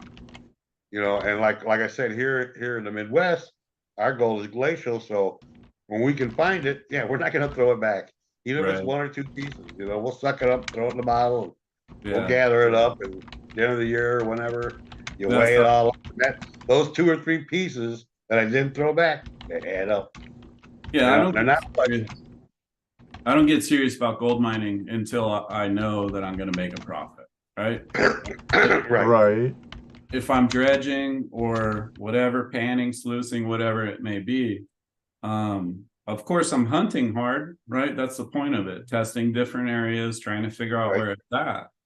And normally that takes a couple months in one spot to really figure it out, Do you have any hard rock prospects? Yeah, in fact I do. I've got a spot that is up here in the mountains. I'm obviously not going to tell you where it is or what it's about. Sure. But could you draw me a map? Yeah, GPS coordinates, you bet. Sure, yeah. Just post them right here.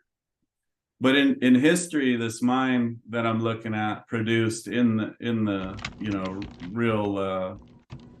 real good stuff. It produced like 100 ounces per ton. Oh, nice. And it's actually extended the known boundaries of the Allegheny belt when they found it. So it's super rich and very, I'll put it to you this way. The guys that worked it only worked it for maybe 5-6 years. And then they got so rich that they just gave it up and no one's been back since. Wow. Yeah. Let me break in here real quick and say hi to another group of people that come in. And Dan Zoller says GPS codes. That's my Gold old Hunter 77. Welcome. Ray Rusaw in the house. Our buddy Ray. What's up, Ray? And I saw somebody else. Who did I saw? You saw Gold Hunter 77, maybe? Yeah, I said hi to him. One more pan, Derek, our friend from Canada. Yep, one more pan. Welcome. Okay, I think I thought I saw like 3 people coming. So let's talk a little more about the Downeyville Gold Rush days. Anybody got questions about that? Well, I know it's brought to you by Public Lands for the People. It's brought to you by you, International California Mining Journal, and Reinke Adventures and Services. I closed that tab. Downeyville, Discover Downeyville, which is a nonprofit within Downeyville. Stick it up there, Ed. The lady that we're working with, her name is Sonia Malini. Super great lady. She's bringing a lot of life back. And what's really great is, so Downeyville itself, 10, 15 years ago, basically traded in the gold miners for the bicyclists. They thought that the bicyclists were going to be their cash cow, and but they were just riding through. Exactly. It turns out that they don't spend any money in the town. They don't really do much. They just ride through, park for the day, and go on a ride and come back and maybe grab a burger, and that's it. Yep. And so the town of Downeyville, including the governmental section, which Downeyville is the capital of Sierra County. So they have the courthouse and the recorder's office and all of those guys there. They're all very excited to have us gold miners back. And from what I've heard too, Sierra County is the only county in California that will not prosecute a dredging ticket. If you get a ticket in Sierra County, the DA will throw it out. And I think if you're an idiot and like in the middle of the town trying to do it or something like that, they'll nail you. you know, but if you're just some guy out on a creek doing what you do, they won't. And so Sierra County is one of the very few counties in California that really do support the gold miners. So is that something that's just now turning around, like this year or starting last year or what? Nah, it's been a while. You know, they yeah, and they know that their town is on a downward spiral. Ever since they did this bicycle thing, what happened was bunch of people went up there and bought houses and then just turned them all into Airbnbs. So people don't live there anymore, right? So there's no real commerce in the town other than in the summertime. In the wintertime, so it's all a tourist income. It is. And, you know, you look at their sign and I think they say there's like, gosh, 150 people that live there or something like that. Wow. Population, maybe even less. I don't know. But that's small. They're very excited to see us coming back, and they're in full support of the Downeyville Gold Rush days. And, you know, Sierra County wants gold miners back because they know that we're the guys that show up and support their town. Right. And they know you're going to come in there and spend money and eat there and stay there. And yeah. So it's a really good deal for us. You know, it's sort of like a safe haven in California for gold miners, which is very rare these days. And looks like there's a few hotels and cabins. There's quite a bit of lodging. 6 campsites close by: Fiddle Creek Campground, Rocky Rest, Loganville Campground, and Wild Plum Campground, Sierra Skies RV Park, Indian Valley Outpost, Willow Creek Campground. They're amazing. They've got little cabins you can rent, and there's great gold in the campground itself. And they actually own the mining claim right up above their property. Well, they will let people who stay there for a little bit more money go up and work it with sluices and stuff. And there's great gold in Willow Creek. In fact, Father's Day weekend for the Reinke gold mining group, we're going out there and having an outing. We're just going to fill up. They're already booked up almost. And we're just going to go fill them up for Father's Day weekend, have great time on the creek, you know. So there's a lot of people and businesses in this area that still support gold mining. You'll have vendors, events, prospecting of professional guides, and seminars. Yes, sir. For the Downeyville Gold Rush days, August 10th through 13th. And it's only $20 for the full event. Per adult. And then if you're 12 to 17, it's $5, and anyone under 12 is free. You can register for the event there in person. You don't have to pre-register. You can by calling us at the ICMJ at 831-479-1500 during business hours. But if you just want to show up, then just show up and pay your $20 per adult, and we'll get you out on the river. And the cool thing is that you can walk for maybe 5-10 minutes and see most of the town. It's a small town, and there's plenty of really good, easy access sites where you can get right down into the river. The North Fork Yuba, when they first started coming up here, they were finding like 20 ounces of gold in a pan. That's how rich it was. And it's still very rich today. It's a very sought after place. In fact, the whole river is claimed from top to bottom, and if you want to buy a claim, you better have at least $15,000 or $20,000. That's just what it takes, you know, because it's such a sought after place. And the fact that we have access to mine in those rivers right in town, you don't even have to leave. We're just going to walk down to the river and start mining. You know, it's a one of a kind event, certainly. So you mentioned that, and a couple other people in the chat room talking about they've seen people dredging in California. Do you feel that the Forest Service is stepping back away from enforcing that?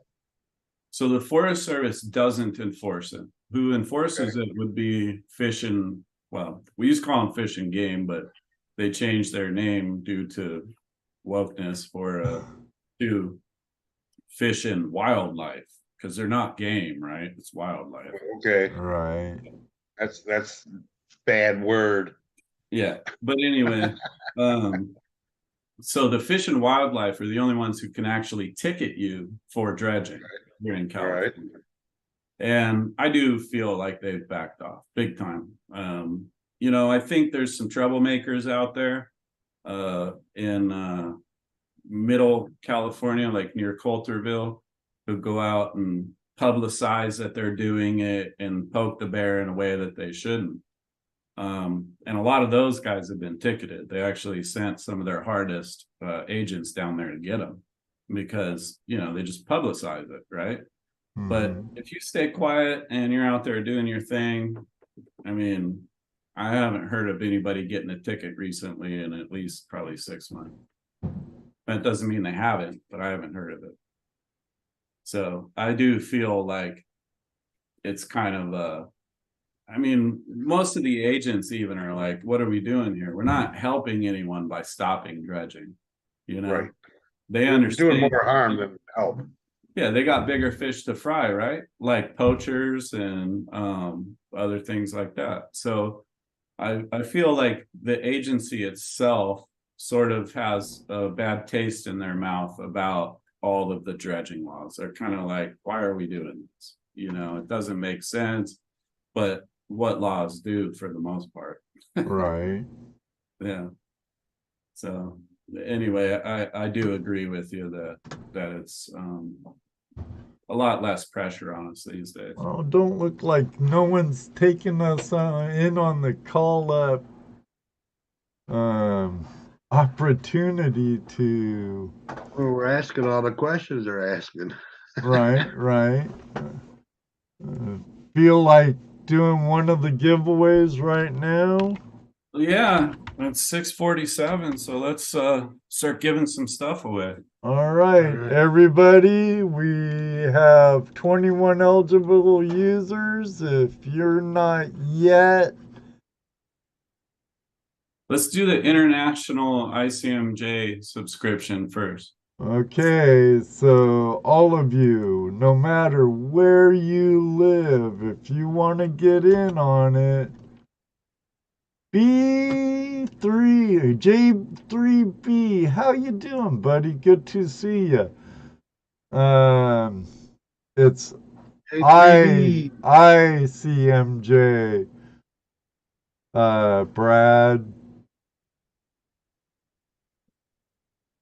So, close enough. International California Mining Journal, USA.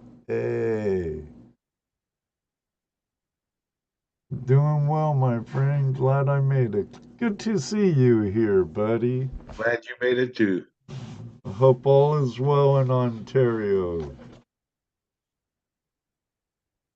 All right, I'm only gonna give you guys a minute, and then we're gonna do the first drawing for international, which means no one in the lower 48. You got to be Australia, Canada, Mexico, Europe, but we outside the continental U.S. We will be giving away 2 free subscriptions for a year to the lower 48, so you guys won't be left out. Okay, so Ebo! Maybe I should have changed it for that, but that's okay. Hey, Ray, he says you could also wipe your butt with it too when you're done. That's what I said, man. It's really yeah. Ray says ICMJ is a great magazine, perfect for reading material while taking a dump in the morning. Yeah, just finish reading that page and there you go, toilet paper. Okay, I'm gonna do something different since it's global. I guess I want to watch this, huh? Sorry guys. For anyone outside of the United States right now, this one's gonna be for that one. Just replace USA with world. And those who've been doing it forever, I've already got a list of people, so I'll give you 2 minutes. Get them in. Randy, Scotty, Tony, you're not from Australia or Mexico or Canada. You're American. But your part of Indiana's pretty wild. You'll have your chance. We got 2 for the lower 48. We have 2 for the lower 48, so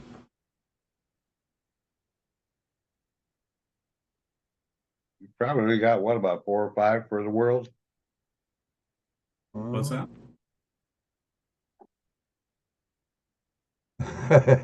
Ready. While they're doing this, I'll show you guys something cool. Check it out. Okay. Oh, yeah. Can you guys read that? What I Know About Gold Dredging in California by Wendell P. Hammond. So before Very I interesting guy. Before Very I show you what the interesting book guy. says, yeah, why don't you tell us what you read about him, Jess, a little bit? Well, I already closed it out. Well, he was born in the 1800s. I don't remember. I'm old, man. I don't remember stuff like that long. Hang on. I think I still have it on. Let me look. To 1931, I think. Yeah, he was born. Oh, I'm on Downeyville. Anyways, he was a guy that was digging a well in his farm and found some flakes of gold, and he got into producing equipment more than looking for gold. Not that he didn't look for gold and have mines and stuff like that, but his main thing was how can I make equipment that'll make it easier and cheaper for me to pull gold out of the ground. So his claim to fame and his knowledge, I mean, it just is incredible. Show him. In his day, he was, the nation's largest dredge operator. He owned a dredging company. Now, I don't mean suction dredging. I mean bucket line dredging. Bucket line dredging. With the large equipment. So here's what he knows about dredging in California. You guys ready? How do I do this? It's all backwards. Well, let's go first page. There you go. This is what he knows. Start in the middle. Second page. Third page. Let's skip forward a little. Doesn't go to the next paragraph. This guy knows much, does he? That's hilarious. But it's really, if you think about it, that's a pretty profound book. It is. He's telling you, look, right? Everything you know is nothing. Coming from what at this point couldn't fill a page. Yeah. So that's a pretty funny book. That thing was made in like the 1950s or 60s or whatever it was. It's a pretty old book.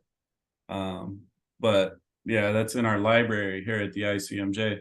We also do have a public library set up, which includes all of our ICMJ issues starting in 1931 till present.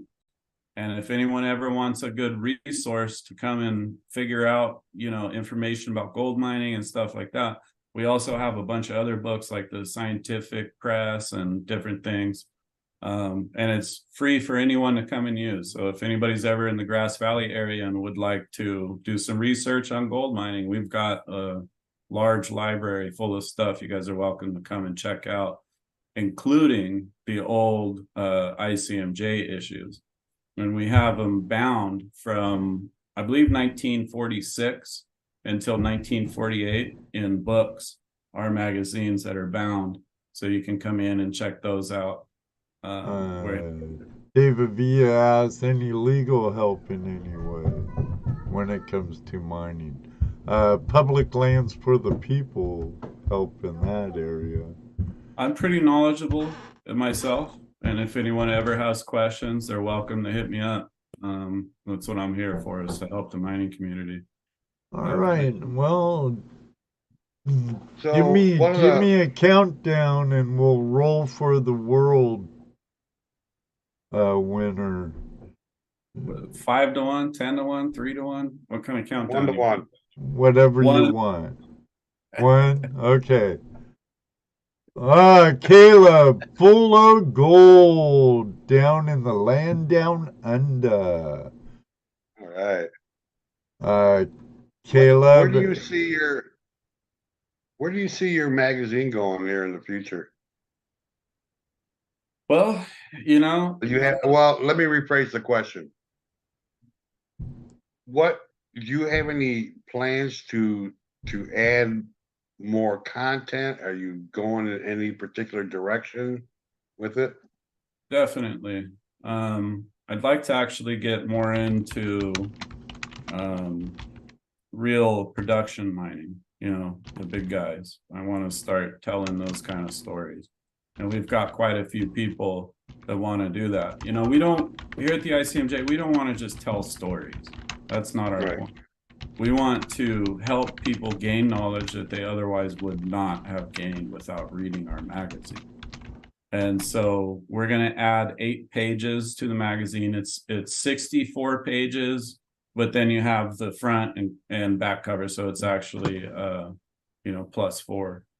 Right. So we're going to add 8 more pages coming shortly. One of the things that we're going to do is try to bring things more digital. Most things print have died, and that's why the ICMJ is sort of a relic, because we still print, and most publications don't print anymore. But we're going to keep the print going for sure. As long as I can, definitely. As long as subscribers are there, we're going to keep printing. But as long as us old baby boomers still want magazines to read, sure, why not? Yeah, you got it, man. And that's, the thing is, that's reality. That is reality. Is that a lot of our customer base are from 60 to 90 something years old,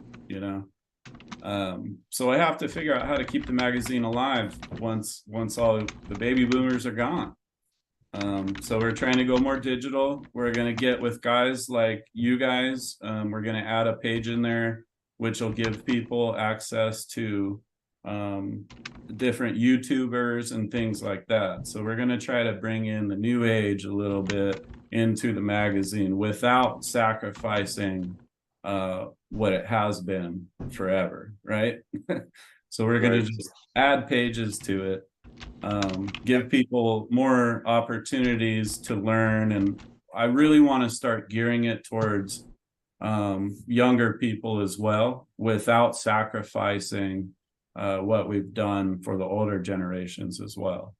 Right. Well, you at this point you need the older generation to get involved and help you with that, to teach and show the younger generation, which is something that this show pushes whenever possible, about everybody getting out there and take those young kids out there and teach them. Exactly. And if you go digital, that'll help you out, because like I said, once us baby boomers are done, your audience is going to be young people, or people your age, I guess. Right. I don't feel so young these days. I'm 40, so you're a youngster. Yeah, I hear you. But it is about transitioning into the magazine staying alive with the younger generations, and so that's where we're trying to take it to. But again, without sacrificing the satisfaction we give the older generations, right? Right. And so that's a balance to be found, which is kind of odd at this point. And so I'm in the middle. It's kind of hard to do when you think about it. Like most of the older generation, they're pretty much set in what they do. If they learn to do something one way, it's going to be hard to, not everybody, but it's going to be hard to get them to change into a new way of doing things, or a new way of seeing things. I mean, you have no idea how many people call me and they're like, I'd like to place an ad in the magazine. I'm like, okay, well, send me an email with the body of the text that you'd like to see in there. And email? Like, have email. That's probably 60% of the calls I get. Right.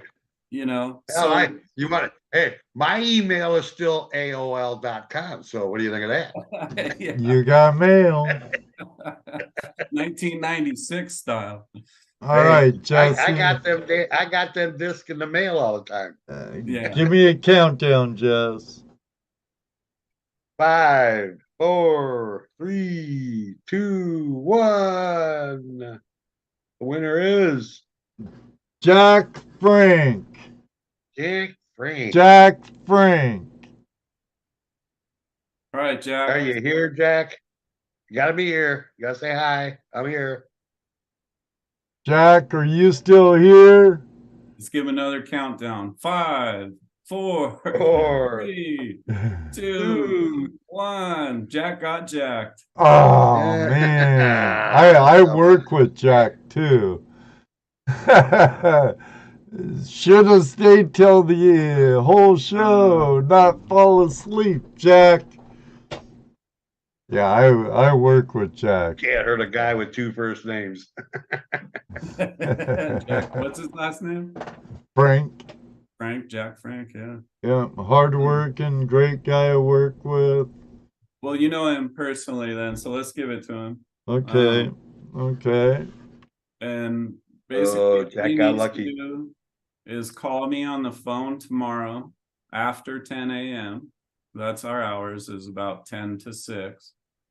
At 831-479-1500, and just say, hey, I won this, and I'll get him signed up on the computer. Oh, I told them to email me, so that way I can confirm it and I can forward you their information if that works for you, Josh. That's fine too. Yeah, I do Because need. I'd hate for like a dozen people, not saying that these people aren't honest, but you know, Yeah, someone might say, I'm from "Oh, Australia." I won." Well, just tell them to give me a call or however it works. But we will need quite a bit of information for them to get them signed up. So it is best that they can call. Okay, okay. Well, I'll just give him the phone number. I'll hook you up with the phone number, the full Okay. of gold, and an I wrote him email. down here too.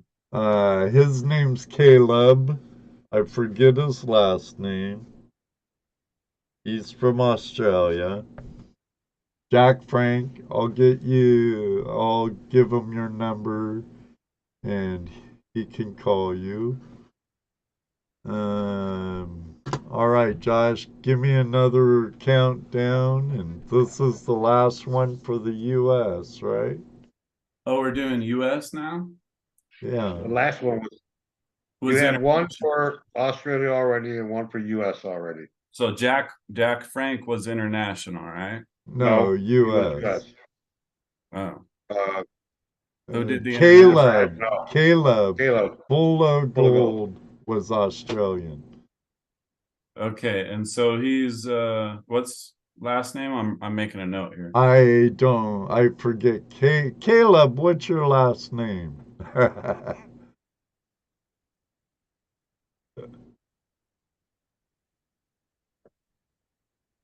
This is so complicated. Brian Wilder, I'm going to take away Randy Scotty Tony's wrench and Brian Wilder's. Fulbrook. Fulbrook, that's right. Caleb Fulbrook. Fulbrook? Yeah. Mm-hmm. Fulbrook. I can only hear one of you at a time. Sorry. I know. Ed likes to interrupt me. Jesse likes interrupting me. Do it again. Spell the last name for me. Fulbrook. No. Fulbrook. Oh, okay, got it. And that's international or America? Who? Is that international? That's international. That's international. He's in Australia. Okay, and Jack Frank is in America. Yeah, he's Correct. in Ohio. And then we got one more for the Yeah. lower 48. Yeah. You did it. Nebo Gold Adventures. Nebo. Are you Nebo Gold. here still, Nebo? You have 1 minute. Nebo, are you here, John? Yes, Nebo, there he John's here. John, I'll email you contact information for Josh. That's it.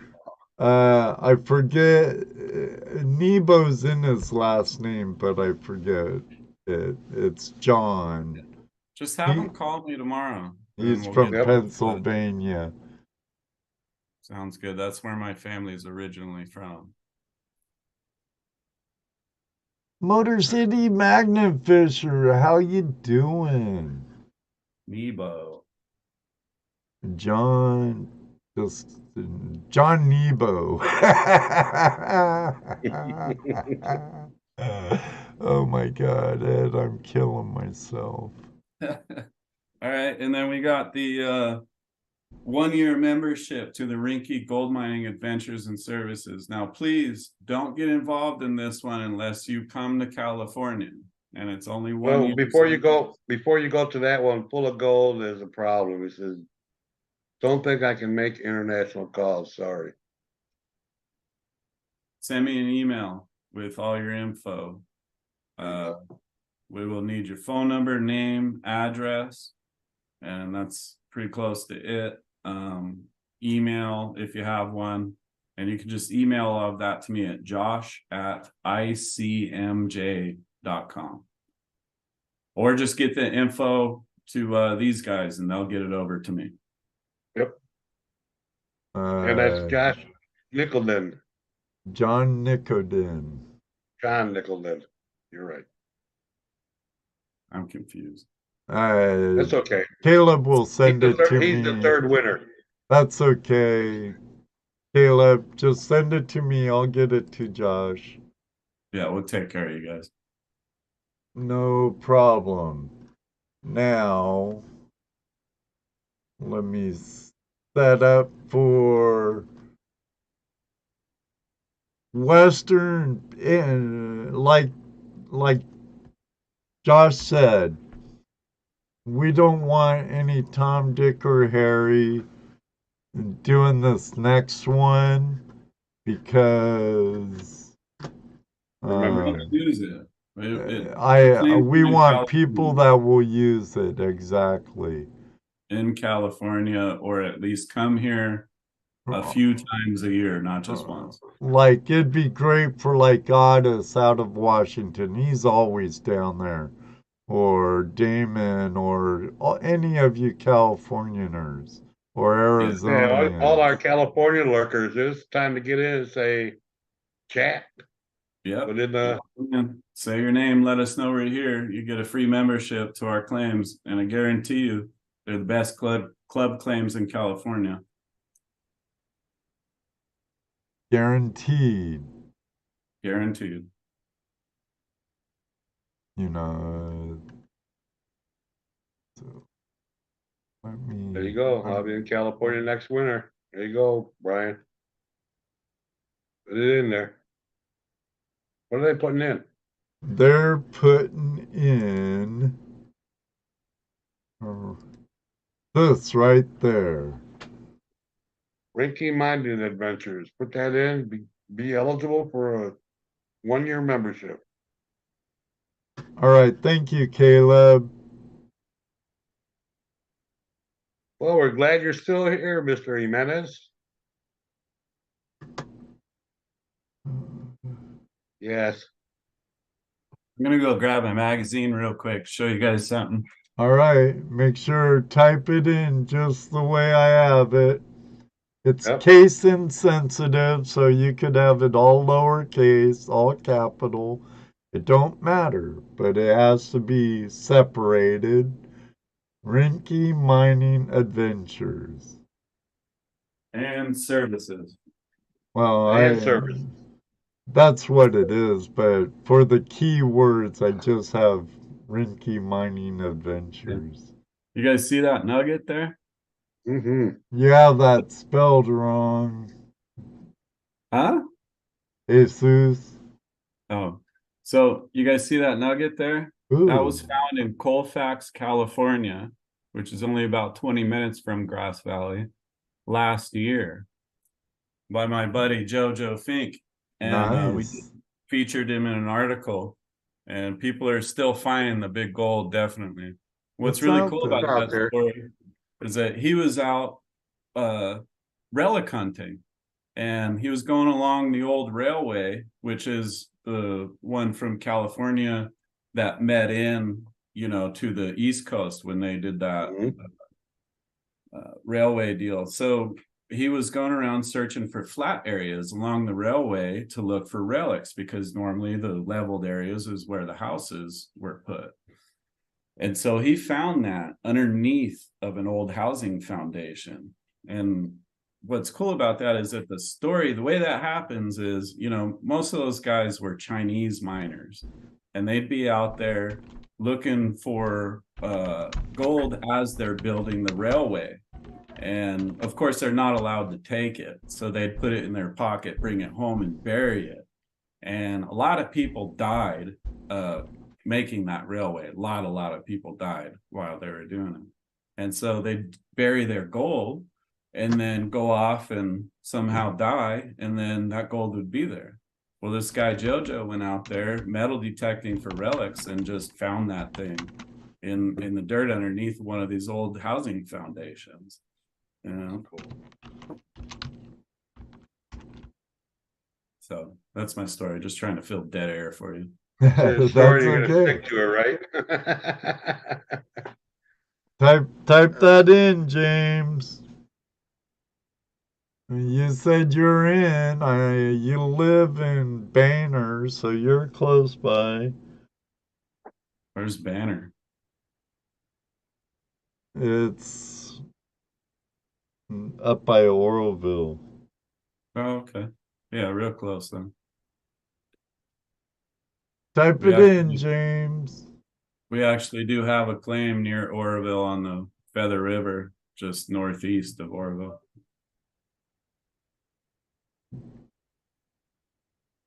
And a bunch more too on the Yuba rivers, and so you can get to most of our claims within an hour or two.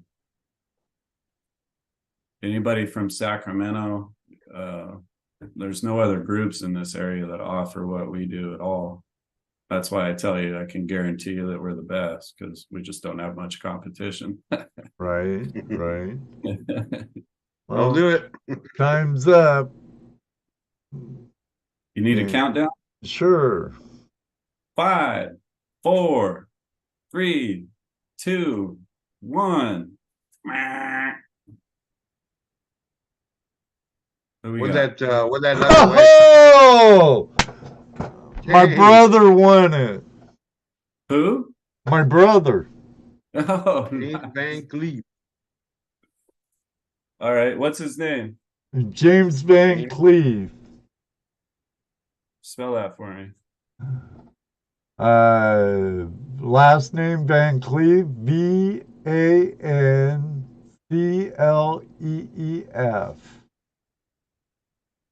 No, it ain't rigged, Mr. Lodak. How can I rig Nightbot?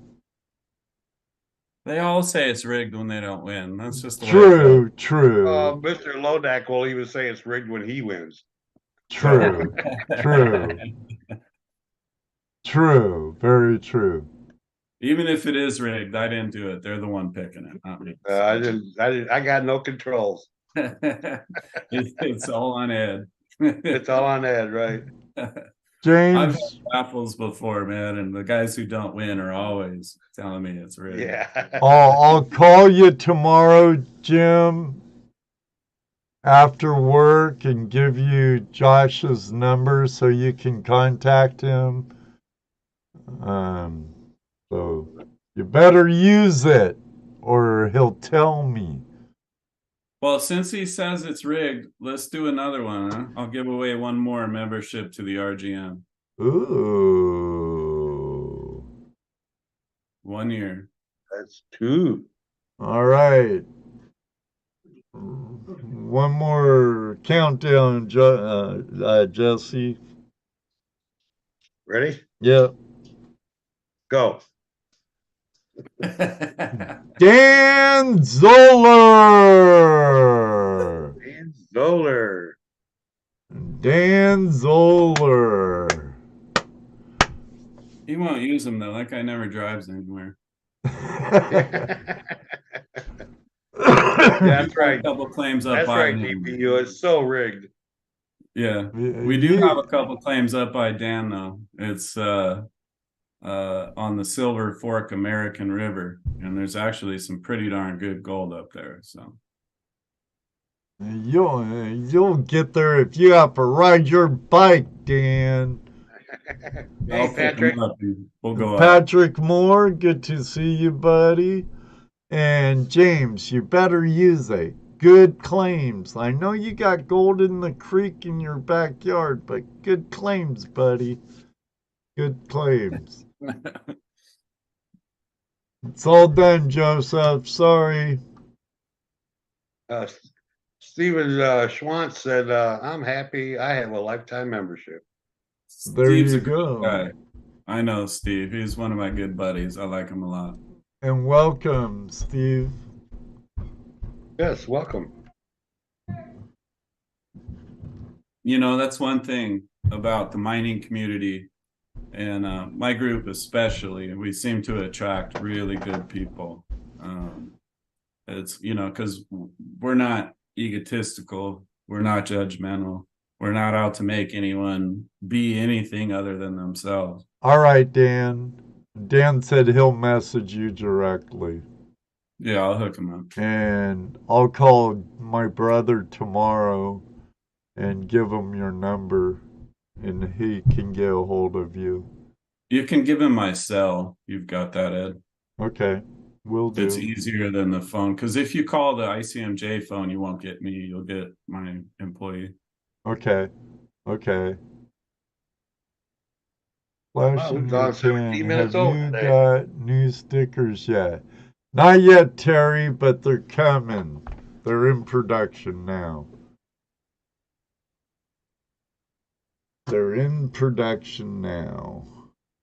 Everybody show up to the Downeyville Gold Rush Days, August 10th through 13th. You'll love it. It'll be the best show you've ever been to. I guarantee that. Well, if I'm still there, and I'm thinking I might still be there that weekend or getting ready to leave that weekend. I'm not sure, but if I can, I'll try to stop in. You should. It'll be amazing, man. And a lot of the big name guys will be there. Even Chris Ralph said that he's going to show up to help us out. It's right down the road from Union Flats, dude. Right down there. That's what I keep hearing. Yep. Maybe 10 minutes drive. So it'll be the event of the year. You guys will see it all over the place. And next year it'll just get bigger and bigger and bigger. Congratulations, Dan. I'm stoked Dan. for you and my brother James. Awesome. Now, that's a great. Thank you very much, Josh. Thank you very much. You're welcome. Yeah. Thank you for having me. Shoot. We're into overtime. It's great having you with us, Josh. Glad you were finally able to come on. I know your schedule's been hectic and you've been busy. All kinds of irons in the fire. All of you out there, thank you all very much for joining us tonight on Tuesday Night Hangout Live. Let me see. Thank you, guys. Next week we're having Brandy Radford a Canadian author, Yukon miner, and adventurer. We'll be talking about her book, and she'll be showing what she found that gave her the inspiration to write the book. It involves Klondike, what was her name? Klondike Kate and some other gent. It should be a really good show. I hope it's a really good show. And I did ask her to bring some treasure porn for all of you gold freak addicts out there, you treasure porn addicts. All of those who won International California Mining Journal, Caleb, congratulations. Congrats, guys. I forget all the names. But There's Caleb and Jack Frank. Jack Frank. Who was Nebo? John. Nebo John. John. Yeah. That's right. And then your brother James. Then my brother and Dan Zoller winning the year membership. Congratulations. Everybody, do me a favor, just shout out, thank you, Josh, right now. Thank you, guys. It's do it. To be around, man. It's very cool to be on here, and I really appreciate the opportunity to plug the Downeyville Gold Rush days, because I really think that it's going to be a huge, help to the community in general. And more people need to get out there and start creating small, even if it's small, get-togethers, start creating monthly outings, do these things, create community within wherever you're at, because that's what it takes. We need to be able to get out there and get the younger generations involved, and we need to create opportunity for people that don't otherwise have it. And there's one thing that people are kind of missing, and it's that these Gold Rush shows have created an entire new interest in gold mining. And if we don't take advantage of that, our heritage, our everything that we stand for as gold prospectors and miners could easily be lost in the near future. And it's up to us to keep it going. So please. And even if you can't get out there as much as you'd like, any opportunity you have that you can talk to somebody about gold in your area, and because there's, especially like my area, people don't realize there is gold here. Yeah. So anytime you can spread that word, go ahead and spread the word. Just schedule a monthly meeting at your local Round Table Pizza. Invite all your gold mining buddies. Do it once a month, and you all just sit around and talk about mining and give updates on what's going on. And that's what we need, is more community. So please, if you have an opportunity to do that, be the guy to start it. Be the guy who goes out there and tells people about it, because that's what it's going to take. That's right.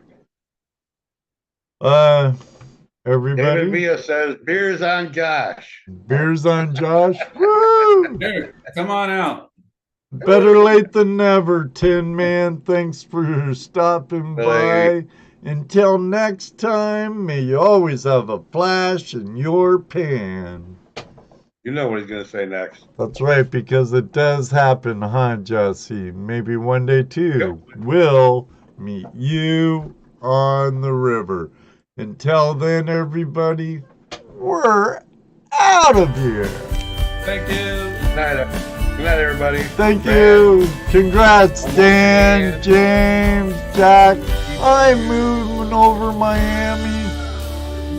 Derek, Jeff, Patrick, say hi to your woman. After party at GPS. Terry, Randy, Scotty, Tony, Heath. And don't forget to go out and find yourself a flash in your pan. That's right. It's always nice to have a flash in your pan. Call you when?